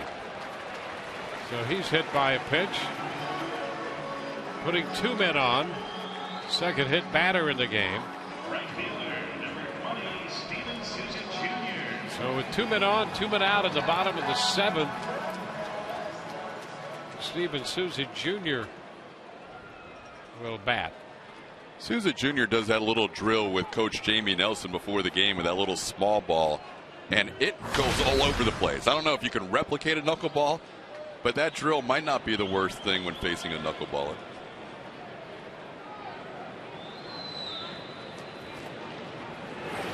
Ground ball, shortstop.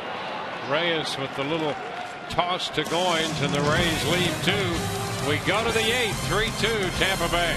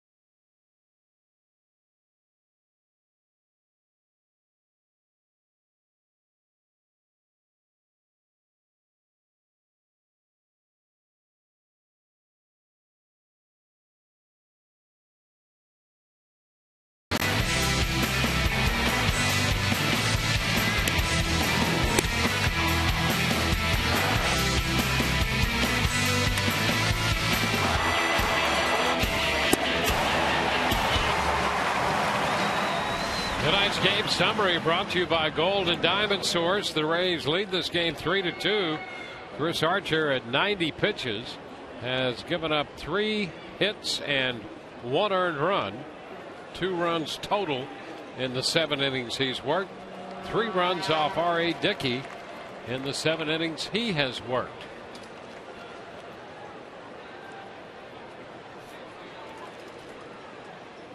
Justin Smoke will pinch hit. He's hitting to the second baseman, Ryan Goins.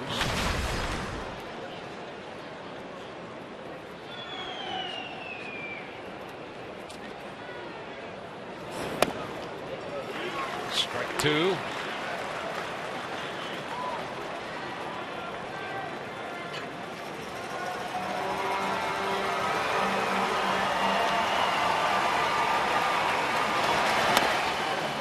Upstairs, Reyes the top of the order on deck, and then Donaldson.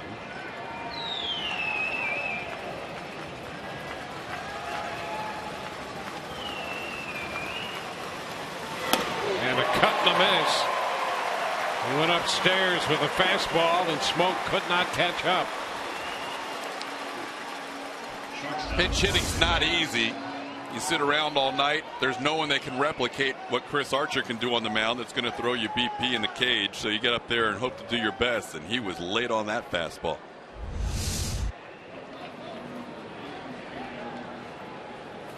It's Jose Reyes on the ground is short for Cabrera.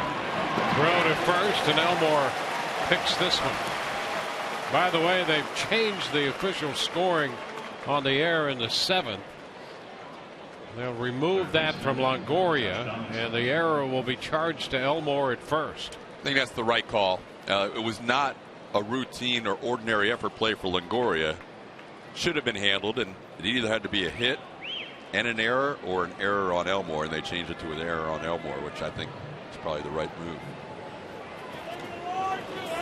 Josh Donaldson pops it up.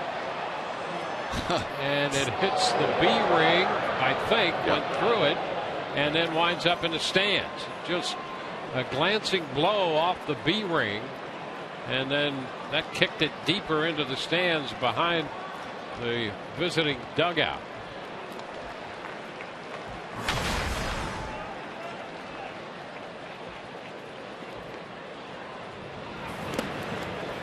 One and one. Donaldson has grounded out the third and twice has struck out. When Archer got ahead of him 1 and 2 in both the 4th and 6th innings.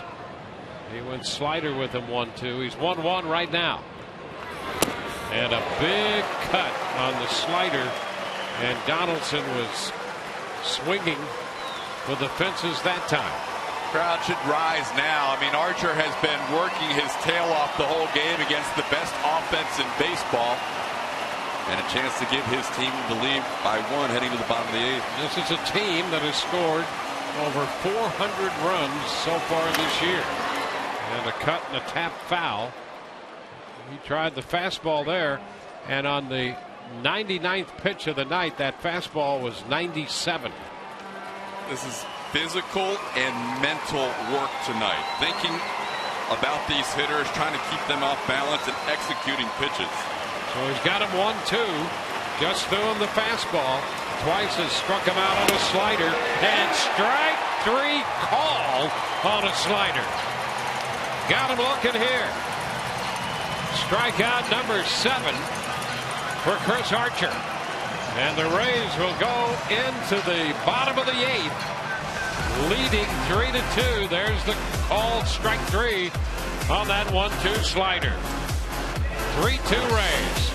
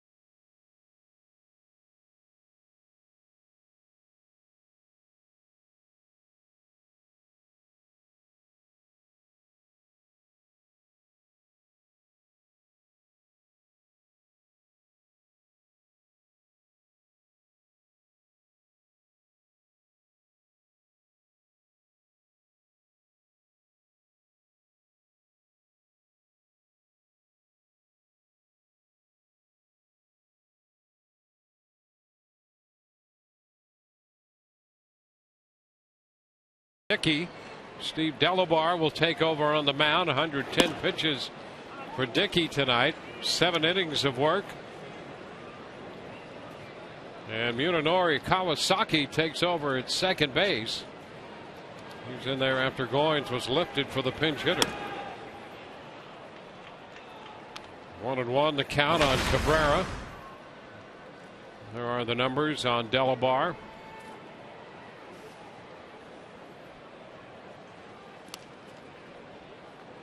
2-1. 8 hits in 7 innings for Dickey. 3 runs, all earned. Couple strikeouts, 3 walks. Hit a couple men, threw a wild pitch.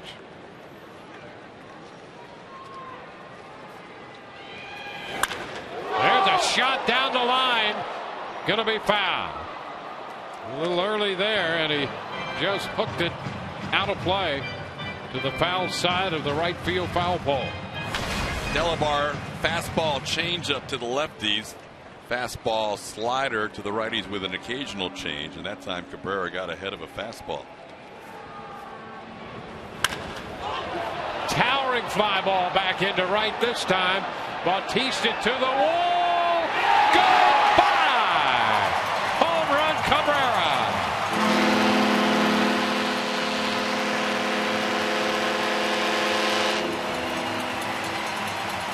Cabrera hooks a fastball the previous pitch, home run distance, and then sends one into the first row where a young fan made a tremendous play to save his sibling. Cabrera with a high fastball.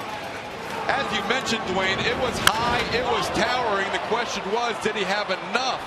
And watch this catch with a youngster to his right. That's a great save by that young fan, and Cabrera will circle the bases. And the Rays are again up by 2.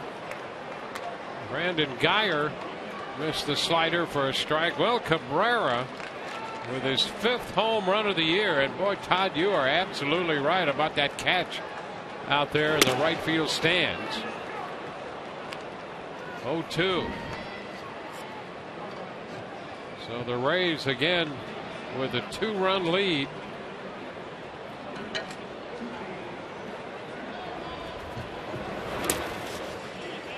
One ball, 2 strikes.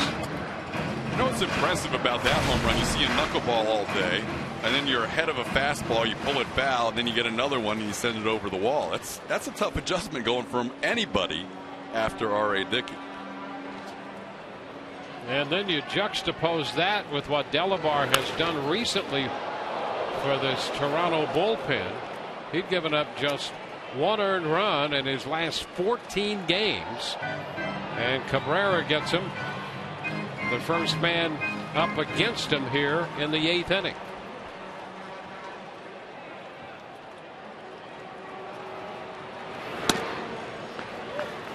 Two balls, 2 strikes.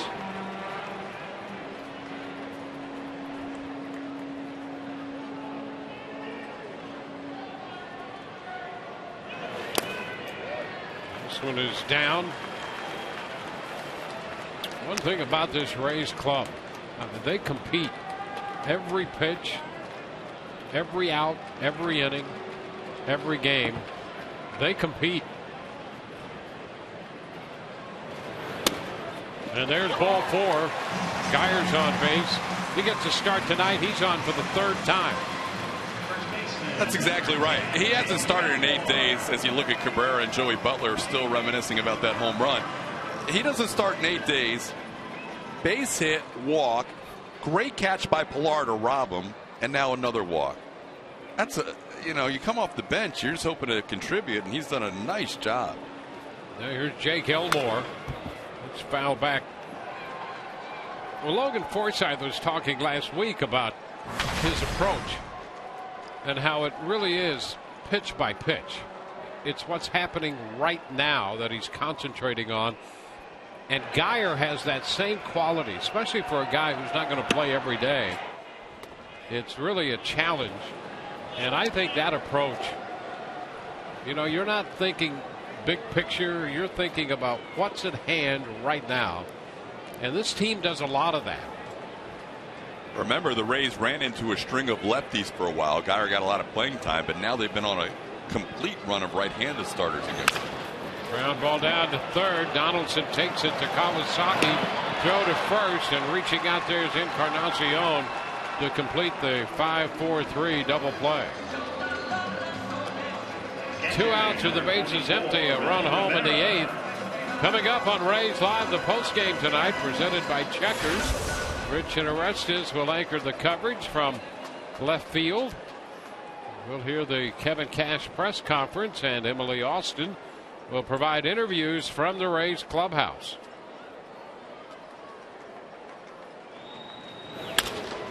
Rene Rivera sends a fly ball into center. One after the fastball. Pilar makes that catch. We are through 8 and headed into the 9th. 4-2 Tampa Bay.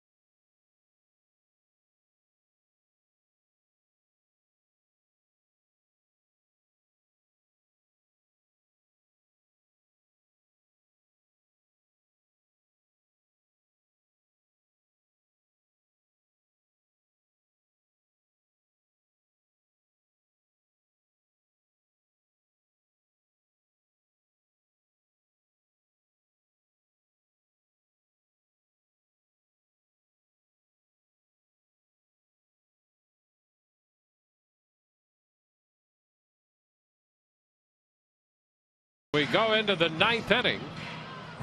Chris Archer finished for the night.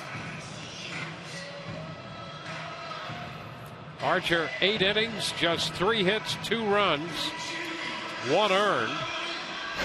Walked only 1 and struck out 7. Tonight's high def highlight presented by H.H. Gregg. Dwight, he ended 4 separate innings with a strikeout on the slider.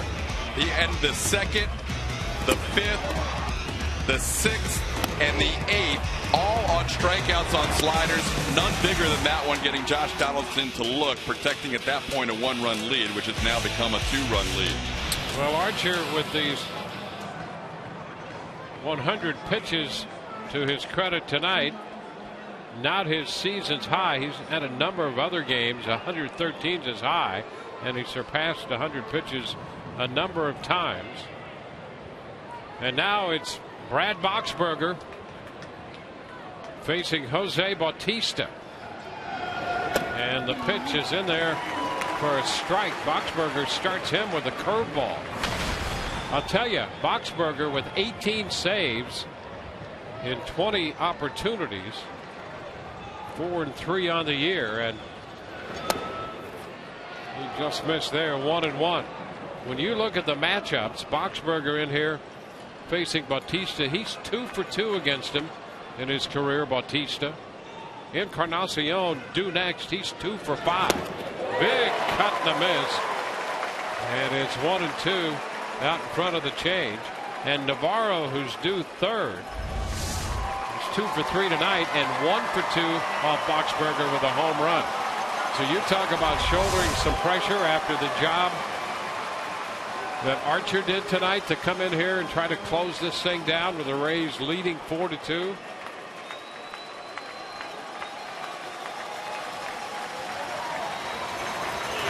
He got him. Fastball. He started him with a curve for a strike. Change up for strike 2. Fastball, strike 3. Right after him on the 1-2 pitch. Tries to get it above his hands, and he does. You can see Bautista swinging underneath it. After that changeup, that fastball rides up, and Bautista can't catch up.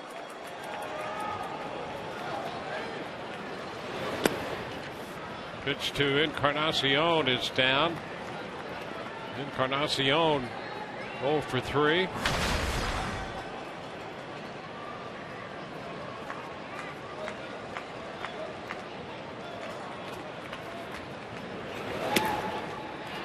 2-0. Boxberger's had a couple days rest after pitching in 3 consecutive games. There's always an inherited pressure for a 9th inning guy, a closer. Boxberger has the most saves this year, but especially on the back end of an outing like we saw tonight from Chris Archer. There's a strike, 2-1. Encarnacion not happy with himself for looking at that one. Felt like he had a pitch at 2-0 that he should have taken a swing at.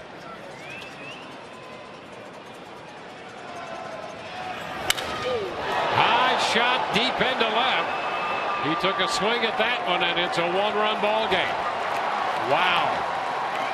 He hit that one a mile, turned a fastball around, and it's 4-3. Boy, the home run by Cabrera in the bottom of the 8th. Big right now. He was mad for not swinging at the 2-0 pitch. That 2-1 pitch was supposed to be on the outer half. Instead, it was middle to inner half. And that's danger zone for Encarnacion, who crushed it to left.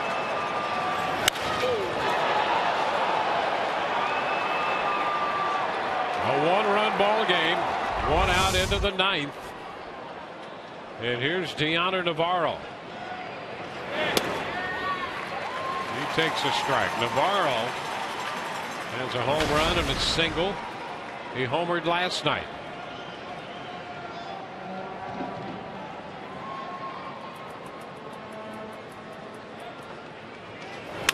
Ground ball right side into the shift, and from shallow right, Forsythe to Elmore to throw him out. So the Rays had him defense just right with the shift. 2 gone. And that's a play that's not in the nature for Jake Elmore to not go after. That was a ball just to his right, and as the first baseman in the shift, you have to remember the second baseman's behind you. Well, here's Russell Martin, and Martin in this parade of Blue Jay hitters, 1 for 3 in his career with a homer off Boxberger. And Brad just missed on that pitch. Changeup taken for ball 1.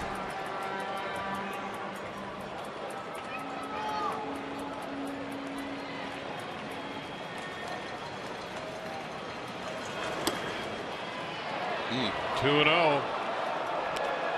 Curveball that didn't do a lot.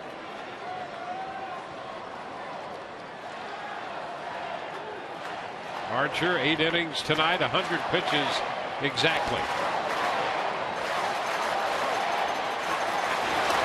Big cut and a miss, and Martin down to 1 knee, missing the changeup on the big cut. 2-1.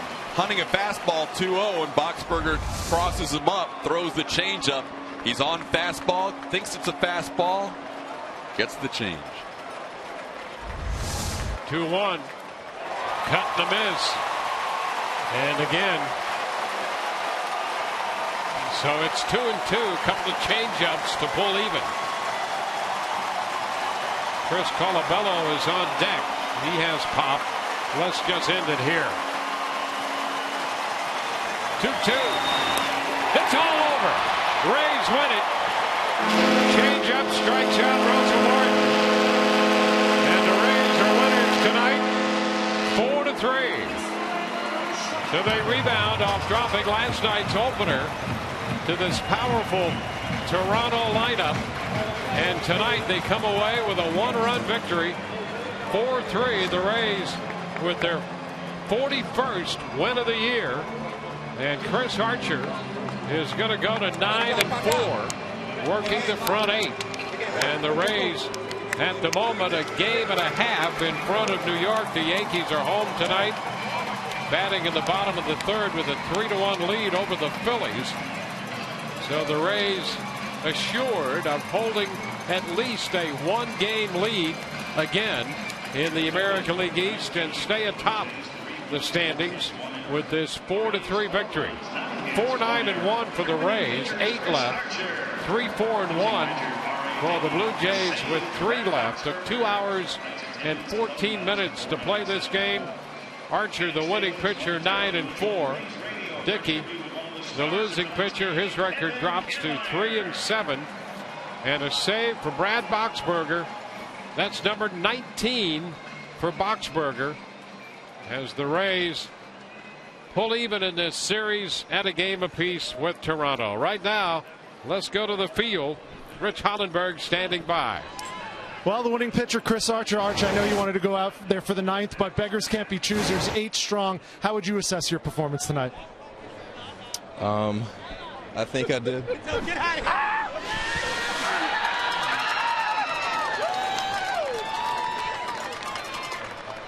And finally, the dunker becomes the donkey, huh? Oh, yeah. That's got to feel good, especially after a win. Yeah, that feels really good. I was on the same page with Renee. He did a great job with pitch calling. It's a good lineup, man, so I knew I had to be locked in. I noticed how the game was going. Dickey was doing his thing. And we played great defense. KK made some great plays. We put up runs. Asdrubal with that big home run there towards the end, and that's Rays baseball. Especially after a long stretch of not playing against the American League East, to get a team that's hot coming in, knowing that it's in division. What does a win like this mean for your club? It means a lot. These dudes have been banging and banging and banging. And we were in a slugfest last night. We held our own. And tonight we made them play our game, and we prevailed. And it just shows that Rays baseball is the way to go. Todd Callis mentioned during the telecast a lot of your out pitches to end the innings, no less, was that devastating slider that you've been throwing. David Price said it's by far the best pitch in baseball. Was it working as well as it ever has this season for you tonight? Yeah, it was good. They were getting on me early. They were, kind of eliminating getting to the slider or the out pitch slider. They did a great job. They had some great ABs, but like I said, man, Renee did a good job of pitch calling, and we played some great defense there. So I'm just super thrilled with where we're at as a team right now. All right, go dry off. Congratulations on the win. Thank you, man. Chris Archer, 8 innings strong. The 10th time this season he's allowed 1 earned run or fewer. Maybe the best pitcher in baseball. Guys? Well, 100 pitches tonight, 8 innings of work, and a victory for Chris Archer and the Rays. It's a 4-3 final. We'll be back in just a moment.